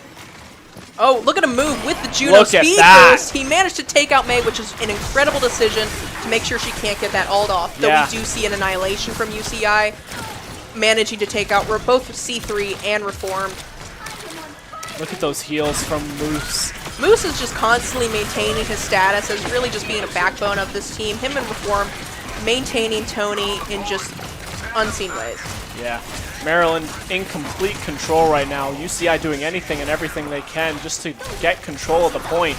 We have the May ult being popped, and unfortunately it did capture Tony and take him out. Although I'm not sure it's going to matter as Maryland's at 99%. Though again, we've seen how these we did see in the first round, yeah. And May while blocking off C3, but he manages to break through and survive, so the Reformed and Moose can just kind of patch him up. Maryland regrouping here. They got an ult on their side. A second almost charged up on in the form of Jakeezus continuing to go on the weird venture adventures. Yeah, I don't know. I mean, it's worked a few times. It hasn't worked a few times. Like, I'm curious to hear what his mindset is on What this. an incredible, wow, an awesome wall. Like, wow, that just, and they got that, whoa. That May play. I'm stunned. Almost a full team wipe off of Maryland. And that's why May is really. Moose is shocked. That's a face of a man who's seen it all. But May wall is just, it has so much versatility. I mean, especially with Maryland backed up into their spawn almost. Look at that wall right there once again. Awesome wall blocking the rally from Ramatra. Oh, the UMD is coming in with a very strong push. We're having a Deadeye from C3. Frigate goes down on the side of Maryland, but they are able to get 3 kills off of UCI. Trying to push back forward. And they got the point back. They got the point, yeah. Looks like this match is going to go to UMD. It goes to Maryland. Beautiful play from Jakeezus, but I really do have to praise those walls. Yeah, CYY had some very nicely done on that May. I mean, I called it when they made that swap. It was an amazing play here. As an X-Cal on that Ashe. This is what we were talking about earlier. Oh yes, our frontline Ashe player. Do you see this mobility? And this is Kill also after in kill. part because of UCI's Juno and that speed boost. Yes, but just kill after kill after kill. It was an amazing play. I'm surprised they completely stayed away from Ash once they swapped off. I think I know they went to May, but I think it's because when you get to that second point, they do have, that wall. It really does block visibility for an Ashe. And though this is a frontline Ashe player, I think it's just a little bit more difficult. And May was an incredibly solid choice. yes, Because of those tight corners. the May is in my opinion, the only reason why UCI almost came back. Maybe we'll see. I think UCI maybe should have leaned towards like a tank switch, though it seems the Ramatra mirror very strong. It's hard to counteract, but because Tony has such strong support, you really need to do something about it. And yeah, from that Juno, from that Brigade, they've been Reform and Moose. They've been on that heels all game long. Tony on that Ramatra, it's just been so good. And you notice a lot of just kind of Ramatra intense 1v1ing. I really think UCI maybe needs to just switch focus and pound the support. Yeah, they're gotta- keeping Tony too strong. Yeah, they need to figure out a way to keep that Ramatra alive, be able to keep those heals coming in, so those DPS players can get the damage in. I almost think an Ana would be in UCI's Might best be a bet good because idea. of that nade. Because so far it seems UMD is a bit reluctant to bring out a Kiriko. I mean, maybe they don't. They're saving that for the right situation, but yeah, they've been reluctant. We're coming up with another push map. Well, again, one of my favorite game modes, despite all the hate it gets. I mean, we saw it in that first round against Fisher White, back and forth. It was just incredible gameplay on both sides. Incredible. I'll get that tattooed. But maybe we'll see another Diva. This is the new map. This is the brand new map that Look has... at that waterfall. The water wheel. It's a gorgeous map, and it's very bright, beautiful. It's a fun time. Wondering if we're going to see another Diva opening from Tony as he did on the last push against Fisher White. I mean, against Fisher White, they started out with it. It didn't end up working out in the beginning, but once as the game kept going on, they ended up having to swap back to that Ramatra. And it does seem that Ramatra is just kind of very meta right now. He's just what both teams are going to come out blazing for. We're seeing a Maga for the first time tonight. All right, well, we'll see how that works out. We're also seeing a Mercy from Moose. Mercy in this high-level gameplay is an interesting choice. Tony's just swapped back over to Ramatra. I almost got excited, though. I know that's weird to say. Not a lot of people get excited about Amaga, but I'm excited to just not see Ramatra. Yeah, but I mean, Ramatra's been working for Maryland, so. Whoa! But UCI has brought out an Ana. I called it. You did call it. Those psychic powers are coming back. Wow. I should start telling fortunes. But we're seeing almost a very interesting team comp for both sides. We have the Ashe Brat back, which I think is going to really, really work in UCI's favor with that Ana. And we already have the nades coming out. I feel like it's a much better for this game mode specifically to have that Ashe and Ana coming out. Maryland coming out with basically the same comp that they've ran for most of the day. I mean, it's been working for the most part, but you gotta continue to be able to adapt to these new things that are being thrown at them by UCI. Moose has gone back to Juno. Mercy didn't stick around. She was just teasing me. It looks like Tony's just kind of getting aggressively chased. He was running back to his team for help as Rhino just aggressively pushes. UCI is currently in charge of the bot and is just kind of pushing as the conflict happens behind them. And it looks like they got that point. Yeah, they've got that control early on as we see that Juno on Moose trying to get those heals in. But he's got to get back up to the point first.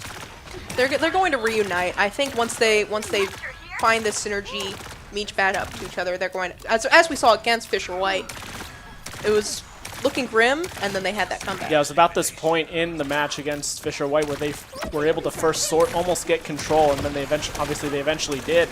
So we do have Venture brought back out from Jakiza, switching off that Tracer. I mean, it's been working out well for him all day, so it's a good idea in my opinion.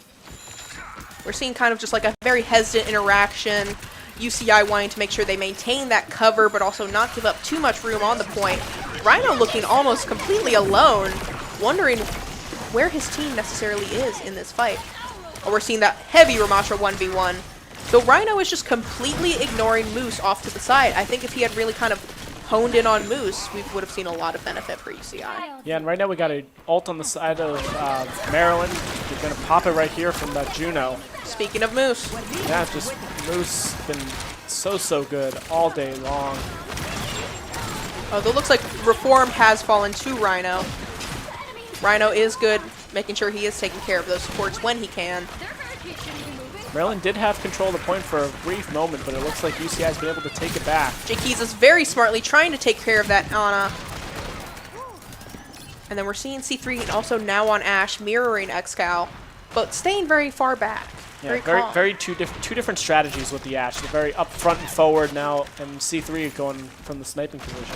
Almost that kill on KHD for UCI. Fortunately, just couldn't get that last shot in.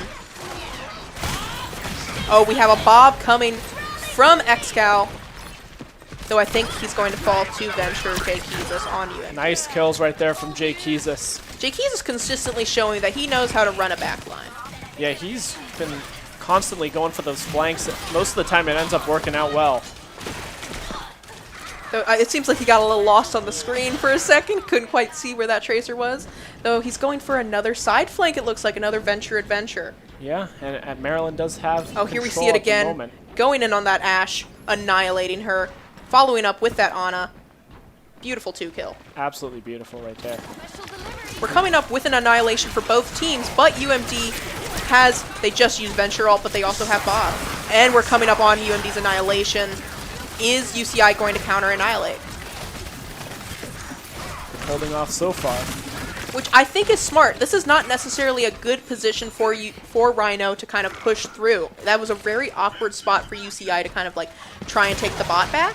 So good on Rhino for knowing that restraint. Yeah. As we see, Ashe does have Bob ready to go, and she just deploys him right here. As we see Tony on that Ramattra doing what he's been doing all game. A beautiful well. Bob to kind of keep Rhino from doing that annihilation. I feel like if that Bob was not there, Rhino would have gone straight into annihilation with no additional pressure. But by placing that Bob there, it allowed them to maintain a little bit more time. Yes, and here goes Venture once again on one of his adventures. In a big fight right here. This is right on point. Oh, we had the Ana ultimate coming out. Venture continuing to take out that back line. Is he going to get both supports? Unfortunately, he gets a Juno foot to the face. Though, did take one down with him, though. Tony does fall, though, at the hands of CYY. Maryland a little short-handed at the moment. It is really interesting to see C3's positioning here. Now he is being hunted by both the enemy Ramattra and the enemy Tracer. Maryland needs to regroup here. They're starting to stack a little bit. I feel C3 would really benefit from maintaining a bit more, closeness with his team. He's maintaining a lot of distance that is allowing that Tracer to come in and delete him. Yeah, and here he comes up together with the team right here. Hopefully this stays consistent. We don't know where Venture is back there, doing business, drilling people, getting that solid. Rhino has. Oh, here's the annihilation. I was just about to say. A solid annihilation from Rhino, getting that push. Look at how far UCI has made it. Yeah, they've almost made it to that second checkpoint. They're getting closer and closer to the victory. And unfortunately, it looks like Tony is going to fall because of the nade. Tony was naded, and so he could not be healed. But we're seeing an Ana from Reform now. I don't know if that was the best play. I really feel we need a Kiri on the field. Otherwise, Tony is going to keep getting anti and just annihilate it. Yeah, I think Maryland, they're trying something new to get this, to try and turn the tide of this match, but I think that the move was not the right one. As you said, bring out the Kirika. Definitely bringing an Ana from Reform is not a bad decision, I will say, because they can at least anti-Rhino, they can sleep Bob, they can do a lot. As we just saw Rhino slept right there. There's a lot of utility. It's just I think Tony at the very least would appreciate a Kiri. Yeah. We're seeing an interesting Bob from Xcal. I'm not quite sure how I feel about that, but we're seeing a Widow from C3. Widow making a comeback trying to get those snipes. An annihilation from Tony. Very solid to allow him to hold the point. They're in dire straits, but again, Tony is antied, and he can't get healed because they do not have that cleanse. Luckily, they lasted through it just long enough that he could get back to full health. Yeah, Maryland in a very tough situation right now. Not much they can do. They need this pushback right here, right now, and it looks like they started to get it. And we're going to put the Widow away, it looks like. She did her job. Time to maybe switch to something a little bit more mobile, like a Sombra. Yeah, Looks like we just saw a Sombra come out. Yeah, I mean, if that is true, that's the first time we've seen that all game. And A Sombra and a Tracer. We're going very... I don't know how I feel about this with a Ramatra on a combo. Yeah, I'm not so sure about that either, but obviously we'll see how it works out. Yeah, hopefully push the bot almost back to the midpoint. We're getting... Oh, okay. Tony is getting... He has been... Ana ulted, and he's going to the back line, annihilating the support. Getting a little sleepy time. Honk shoe. And getting killed by the nanoed Xcal. Yeah, Xcal on that Ashe has been so good in both these matches. Obviously got play of the game last time. UMD is really going to have to make a comeback as UCI is at the end. They are seconds away. Yeah, Maryland in a very tough situation right now. They need a miracle, in my opinion. And maybe the miracle is Tony on Monkey. Oh, out comes the Winston. Will it prove to be the difference maker? They really do need it. It's getting very precarious. We also see a Lucio. Just a lot of interesting team swaps here. Yeah, Maryland with a lot of swaps here, and it's starting to work. They're pushing back to the midpoint. I think Winston is a solid move into that Ana because his bubble can block that anti. Yeah, we'll see how it works out as UCI does gain control of the bot back, pushing it back to that end point. Very important fight here, and Rhino has Annihilation and Xcal has Bob, while it looks like UMD is coming up on a Juno ult, and I don't know if that's enough to beat Annihilation. I don't even know if she'll be able to get it in time. I don't UCI think so. mounting a very strong push here, and yeah, They UCI is going to made take it. the push. We had a little bit of a C9. All right, so that's going to tie it up 1-1. That was an unfortunate match. I think Maryland really struggled to kind of compete against Rhino's just dominating push. Yeah, now we're up to match point here as we see play of the game. Again once from again, Xcal. on that Ashe. This is the Nano Ashe when he takes out Tony. So unfortunate. I mean, amazing plays right there. Xcal has shown to be an incredible competitor with his Mei, with his Ashe. I'm wondering if he's going to bring out another character that we can kind of ogle at. Yeah, I mean, Xcal, and he's been the MVP of this match so far, both sides of the play. So good on both that Mei, and that Ashe. As we saw in both those rounds there, play the game.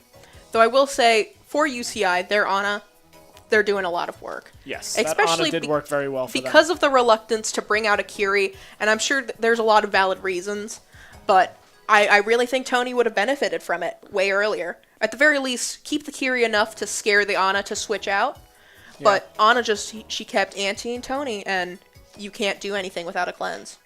Yeah, I mean, those cleanses really come up clutch in those situations, and if you don't have it, there's not much you can do. You just you have to take it. Though, for all it's worth, everyone did their best. They put up a really good show. We saw a lot of really good moves from our DPS. We saw Moose very consistently, especially during the Lucio swap, where when your fellow support goes Lucio, you do have to really dedicate yourself to a lot more healing. Yes. Because Lucio does have great healing, but it's not as immediate as you need. So Moose was ready to step up. Yes, he was. And I mean, we saw those great plays from Venture going for those flanks. The Venture adventures consistently happening. Goes off on them, and they work more times than not. Just wasn't able to fully get the win for the team this time. And maybe we'll see some Ashe again. Though I don't know how the long distance Ashe was really working for UMD here. Got to get up close and personal like Xcal was. So this is match point here, and we are going back to Flashpoint. Same map that we played for the last round. Servasa, a beautiful, beautiful map. And it is time for more Flashpoint. As we saw in that first round against Fisher White, it was a very, very intense match. Came down to the wire, and Maryland looking to pull one out again.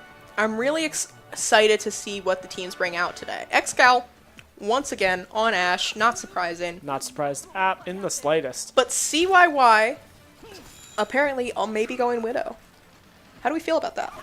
I mean, I think Widow brings so much value to the table here, especially like those snipes are so good. That grapple to get those vantage points, she's able to do so much. It's just a matter of will Maryland be able to counter it? I don't know how I necessarily feel about the Widow, or maybe they're going to stick with a sim. Nope, they're going to Tracer. Got that TP. Unfortunate. Maybe a sim will happen later today, and I will. Yeah, we keep saying it, but it's not. It hasn't happened yet. I can. A girl can dream. We come up on this first point here. Having some very light engagement. Excal already coming in. Another reason Akiri would be so valuable is for the burning. Yes, I mean, I don't see why Maryland has been so reluctant to bring out that Curie. I mean, Maryland, they've been struggling against Excal on that Ashe throughout the entire round, no matter, even though it's tied 1-1 apiece. That Excal on that Ashe has just been so good. Excal did manage to take out Tony. That's what we've been saying. And it's also, when people are burning for Ashe, it's important to note that does give her ult charge. And Bob is a formidable foe, because not only can he cap point, but he's basically just a soldier ult. Yeah, I mean, very tough. More times than not, he does do something. Unless sometimes he accidentally goes in the wall. And again, everyone is burning. Moose having to put extra resources to heal. Yeah, as we take a look here through Jake Keys' eyes on that venture, digging underground, trying to do something here. Comes up, getting to that Ashe up top. What a kill. Solid. Hopefully he goes after that Ana now to help out Tony a little bit. Yeah, if he's able to continue to do that, Maryland will be in a much better position. But here he goes. Jake Keys is going into that back line. Great decision.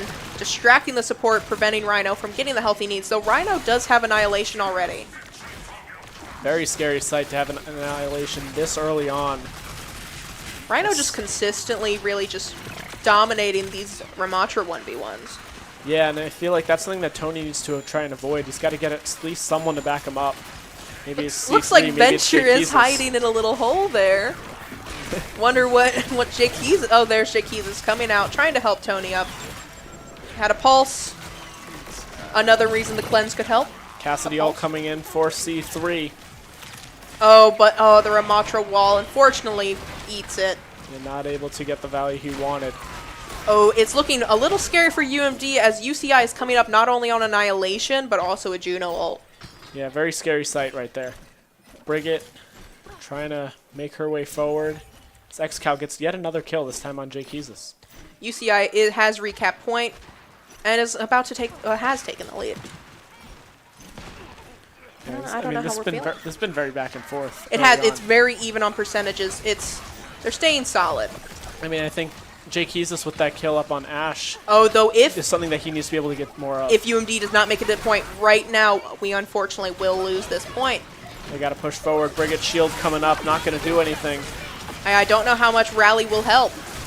Though Rally proving very effective against that Annihilation, though because of the Ana nade, Rhino is already back to full health. Now, Tony able to get in there, at least contest it for a little while longer. And Tony is down.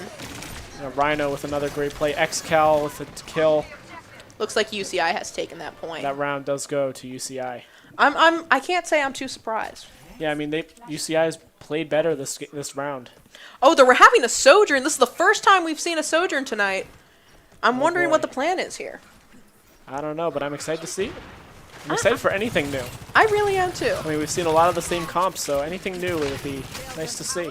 I think Sojourn's mobility will also be very helpful on this specific point in the map because of these different levels. Yes. She can just kind of get up there real quick, knock someone out, get down. Yeah, we'll see what C3 is able to do. Unfortunately, we have another nade, but only hitting C3 at this moment. Tony staying strong, maintaining that high ground, poking into the back line. Tony doing everything he can to try and win this 1v1, but it's not working out well for him. Those Ana nades on Rhino are just really coming in clutch. Yeah, Jake Keys goes down at the hands of CYY on that Tracer.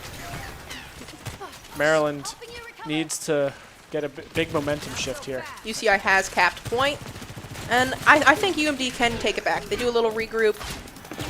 Maybe a little bit of a comp swap too. This one, Possibly. they've been running the same comp for most of the round, and UCI's been able to adapt and overcome. Maryland needs to respond. I know. I don't know. It might be time to retire retire Ramatra. Especially, oh, see, we had almost an entire team wipe here. Jaykeezus being the only one to survive. Hopefully not going to go in for a little bit of a touch. But, yeah, he's just going to sit and wait for everyone to come back. But because we haven't seen Akiri yet, it might be time for Tony to swap.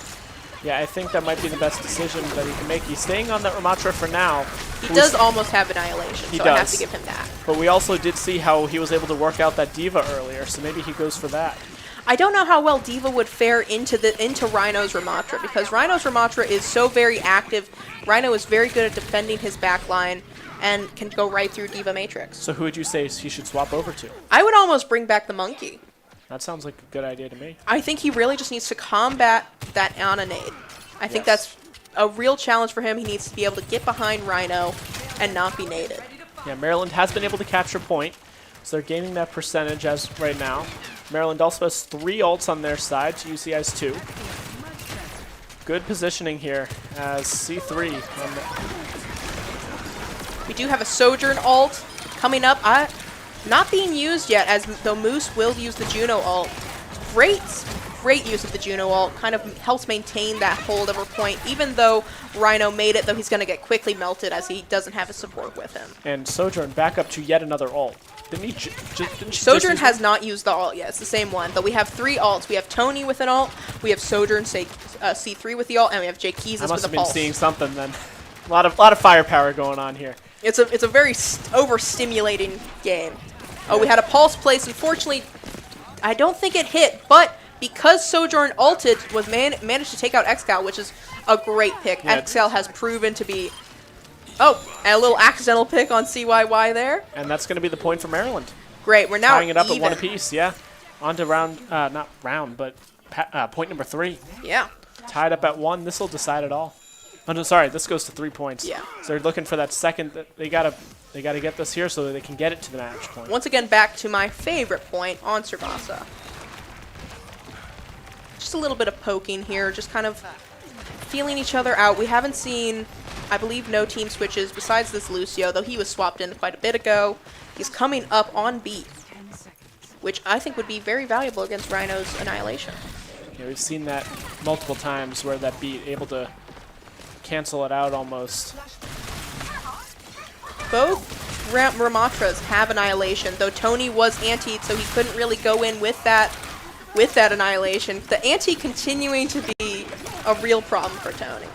Yeah, I mean, we've seen that that Ramatra, that Tracer, that Ashe be such a problem for Maryland from the side of UCI. They've been able to work around it a little bit where they're able to get that last point. But it was close. It was very, very close. They got to be able to more consistently. Oh, we have a Juno ult coming out from UCI as well as their Excal's Bob. Incredible placement on that Bob. Right in the corner. Managed to get a kill on Tony. Yeah, 3 members down for Maryland right now. C3 and Reform just going to wait it out, let the regroup happen. We're seeing a lot of our DPS waiting for that regroup, and I think that's saying a little bit about this play style. Maybe they aren't united enough with the team. I mean, it's also, I think it's a smart play to wait for the whole team up. Oh, of As course, opposed to going in one by one. I'm asking the question, why are only these DPS alive still? If they were with the team, should they not have, like, fallen? I get they're more mobile, but I feel like it's a trend. We are seeing, we had an Ana Nano, we had 2 ults from UMD, though we now have Rhino's Annihilation. So much going on. We had UMD's Annihilation. Jaykeezus is coming up with another ult. But UCI, they're in overtime right here. Maryland really needs to get into that point. They really, really do. Excal with yet another kill. He does go down at the hands of Jaykeezus. It's an opportunity It's just for Ramatra Maryland. v Ramatra with a little bit of help from Lucio, so I think Tony's going to take it. Yeah, key moment right here. If they can take down the Ramatra, or even push him back at least a little bit more, they are able to do that. They have but here capped comes point. UCI. I think UCI may be able to take this back. We are coming up on another Sojourn ult, but no real ults coming up for UCI. Yeah, they just used a bunch of them a few moments ago, trying to get that point capture back. It wasn't successful. Maryland able to really well defend it. Rhino staying strong on that point. He's not going down without a fight. He is contesting as much as he can, alone almost, but I know his team is with him. And Maryland, they're getting those points captured. They need to stay in that point though. As UCI, they've made that push. They've taken control back. Have that Sojourn ult coming out, almost getting booped off the map from the coach gun. Yeah, that would have been a disaster for Maryland. They do need to push back. They're falling behind here. Lost control.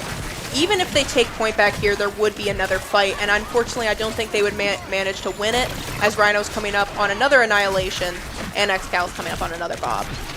Yeah, 4 players down on the side of Maryland. This is going to go point 2 to UCI. And I, again, can't say I'm surprised. Yeah. I mean, that Maryland, they haven't been able to fully adjust to that Ashe from XCal. That Ashe and Ana are really proving a challenge. Yeah, Mashiro on that Ashe has been Ana, excuse me, has been so valuable with those sleeping darts. Also, incredible nanos coming from Mashiro too. Always just clutching up. Though we're getting into this first interaction on this 4th point. We're having a Bob come out from XCal. I don't know how I feel about that Bob. I feel it's a little early. And I can't quite tell where that Bob was placed if he is on point. If he was on point, at the very least, you can help get that cap. Lots of kills going down, both sides trading out. Though but Maryland does have almost a full team wipe right there. We're seeing a Farah come out from Jakeezus. Yeah, I mean we haven't seen that at all yet today. Looking for the eyes from the sky, bombs coming down. Maryland takes control. I think that Farah is going to be particularly useful, especially since the Venture ult for CYY is coming up, and Farah can just jump over it. Yes, that'll be a very nice play if he's able to do it. Coming up on UCI though, we do have a Juno ult arriving, which is a little concerning for UMD as it's consistently pushed them out. Though they have cap point, so it's looking better than last time. Yes, as we take a look at that Farah for the first time from Jakeezus. Oh, it looks like Jakeezus was not having a good time. No. C3 on that Sojourn, trying to build up that ult, almost there. Oh, and they're being completely pushed out of point. Though we have a Sojourn ult coming. Comes in now. Incredible heals from UMD. Wow. Maryland in complete control right now. UCI trying to make a push. Rhino is really doing his best, and he's still maintaining that full health. The enemy support is working very well, though Ana's going to go down. Tony going on a rampage right now. And that's going to be the point for Maryland. Tied up at 2. Next point. Look is at gonna Tony take go. It. Next point takes it. Tony really is doing his best today. Yeah, he's been so good. The Diva, the Ramatra. Beautiful move, just taking out people as he goes. A problem I may see with this Farah is because of the supports UMD is running, being that Lucio and that Juno, it could be hard to support her. Well, also this last point that they're going to be at is covered by a roof. That's an incredible point. So I think that at some point they're going to have to swap off of that Farah, unless she's somehow able to get that value from up on the roof. She used her ult and she took out both XCal and Mashiro, who has switched off Ana. It was a very nice play right there from Jakeezus. He's staying with that Farah though. Tony has fallen.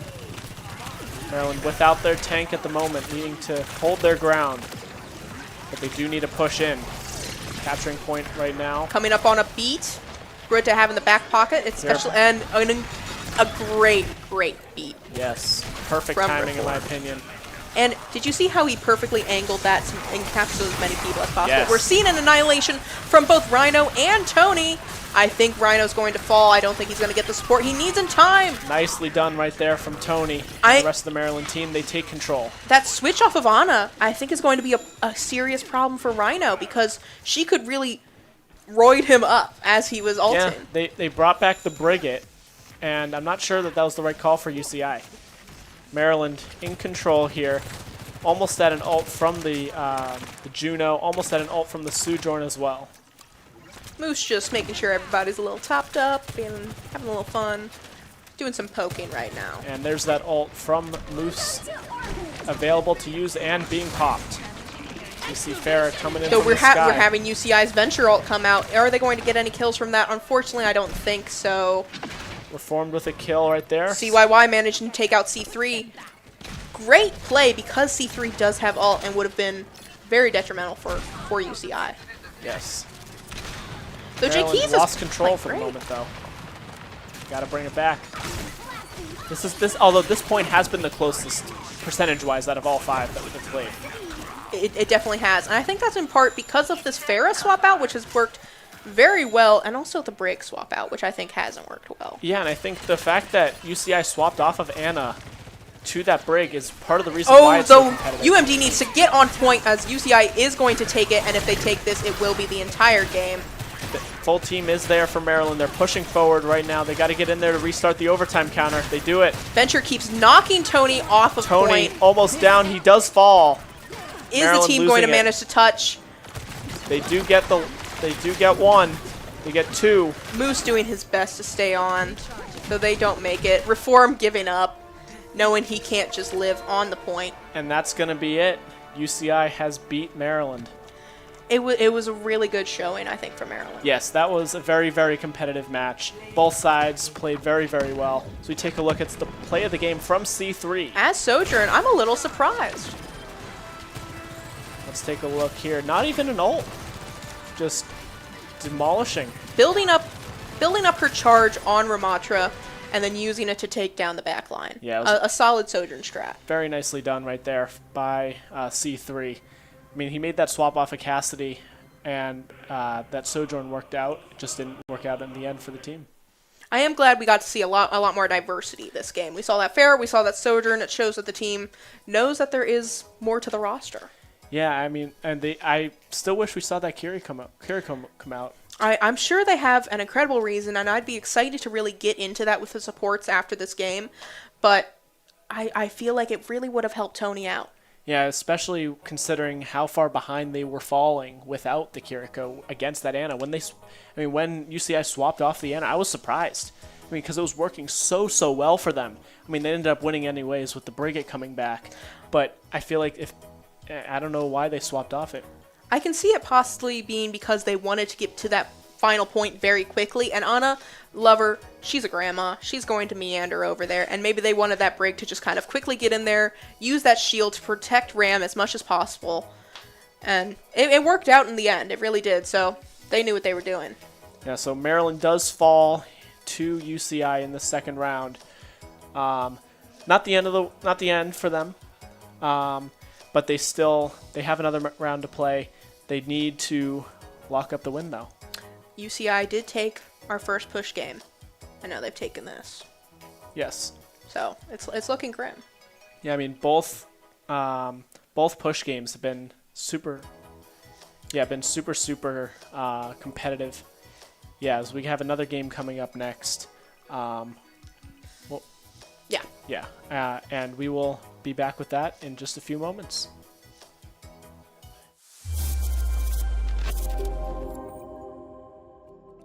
Whether you're a new publisher or app developer, or if you've been around the block for a little while and you have your own ad ops team, Playwire is developing the solutions and products that are perfect for you. RAMP stands for Revenue Amplification Management Platform. But really what it does, it helps you make more money per user, and it helps you simplify your business so you can just focus on what matters, which is making great content. So if you think about today's ecosystem, there's so many different pieces to run an ad tech platform. RAMP brings the entire ad ecosystem under one umbrella. Everything from centralized ad unit creation to piping in those demand sources. We layer on a DMP, and we take care of your data privacy and consent management for you as well. We tie all of that together with robust analytics. Playwire really offers our publishers 2 different models at this point. We've got the full service model where we come in and we cover everything. And there's now our new self-service model where you can come in and you can say, I just want Playwire to take care of some of these things for me. Another thing that we've had a lot of partners do with us in the past is say, hey, maybe I have a few of my own direct campaigns that I want to run. Or I've even got an ad ops team. I don't know whether Playwire is right for me because those people are doing a good job. We don't want to displace them in favor of Playwire. That's fine. We're happy to bring all the technology that we've put out there, but use it with your own team and with your own ad stack. What does that mean for you as a publisher? It means that you get to leverage all of the revenue maximization technology that we've got in place and still have all of the capabilities and all of the demand partners that you're used to working with. You can have your cake and you can eat it too. We actually do things at such scale, right? We're serving 70 billion ads a month at this point. That's a huge benefit that we're passing on to the publisher. Revenue intelligence marries human intelligence with machine intelligence. At its core, revenue intelligence is about taking all the demand that you're already getting and getting more out of it. We want to make it so that you're getting 10% more from your ad inventory without even worrying about who the advertisers are.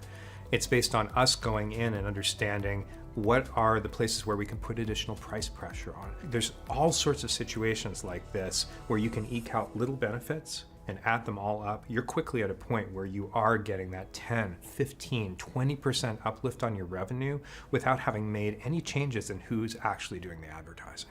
Our DMP is built from the ground up to work in a cookieless environment and not use cookies to basically store, user behavior or anything like that. And it's built right into the RAMP platform. We can tell advertisers information about user interests, but also user behavior, do it on a massive scale, do it in that real-time way that we also do with our revenue intelligence capabilities, and also do it in a way where we can leverage the size of our network. We're trying to do everything that we can to show you every step of the process of getting an ad onto the page. That means that we've got much richer charts and graphs, a lot more ability to look at a piece of information and drill down on it. Answer that question that maybe you didn't even know that you were asking. We're trying to make you think differently, actually, about your business, about how your business relates to advertising, and reveal all of that through the platform. So analytics are one big piece of it. It's a constant evolution. We're constantly updating our technology. We're constantly creating the future. It's a real challenge for publishers these days to navigate advertising technology. It seems like every 6 months there's some new challenge. And at Playwire, we make sure that we take all of that pain away from our publishers so they can focus on their core business of publishing.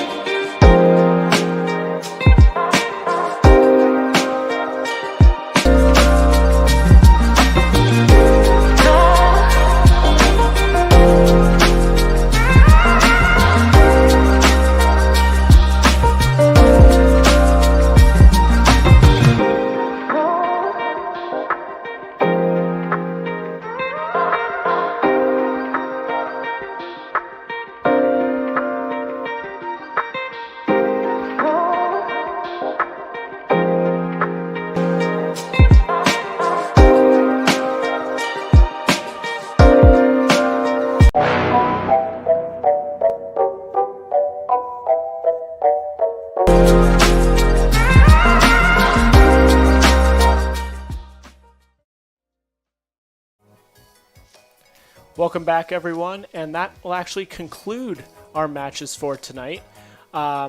Maryland did lose in that second round to UCI, but it's all right. It was a placement tournament. They'll get back up on their feet for the rest of the season.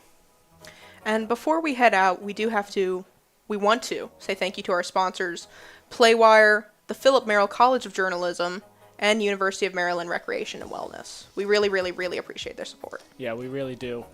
So until next time, this has been the University of Maryland Overwatch Esports. We really thank you for watching.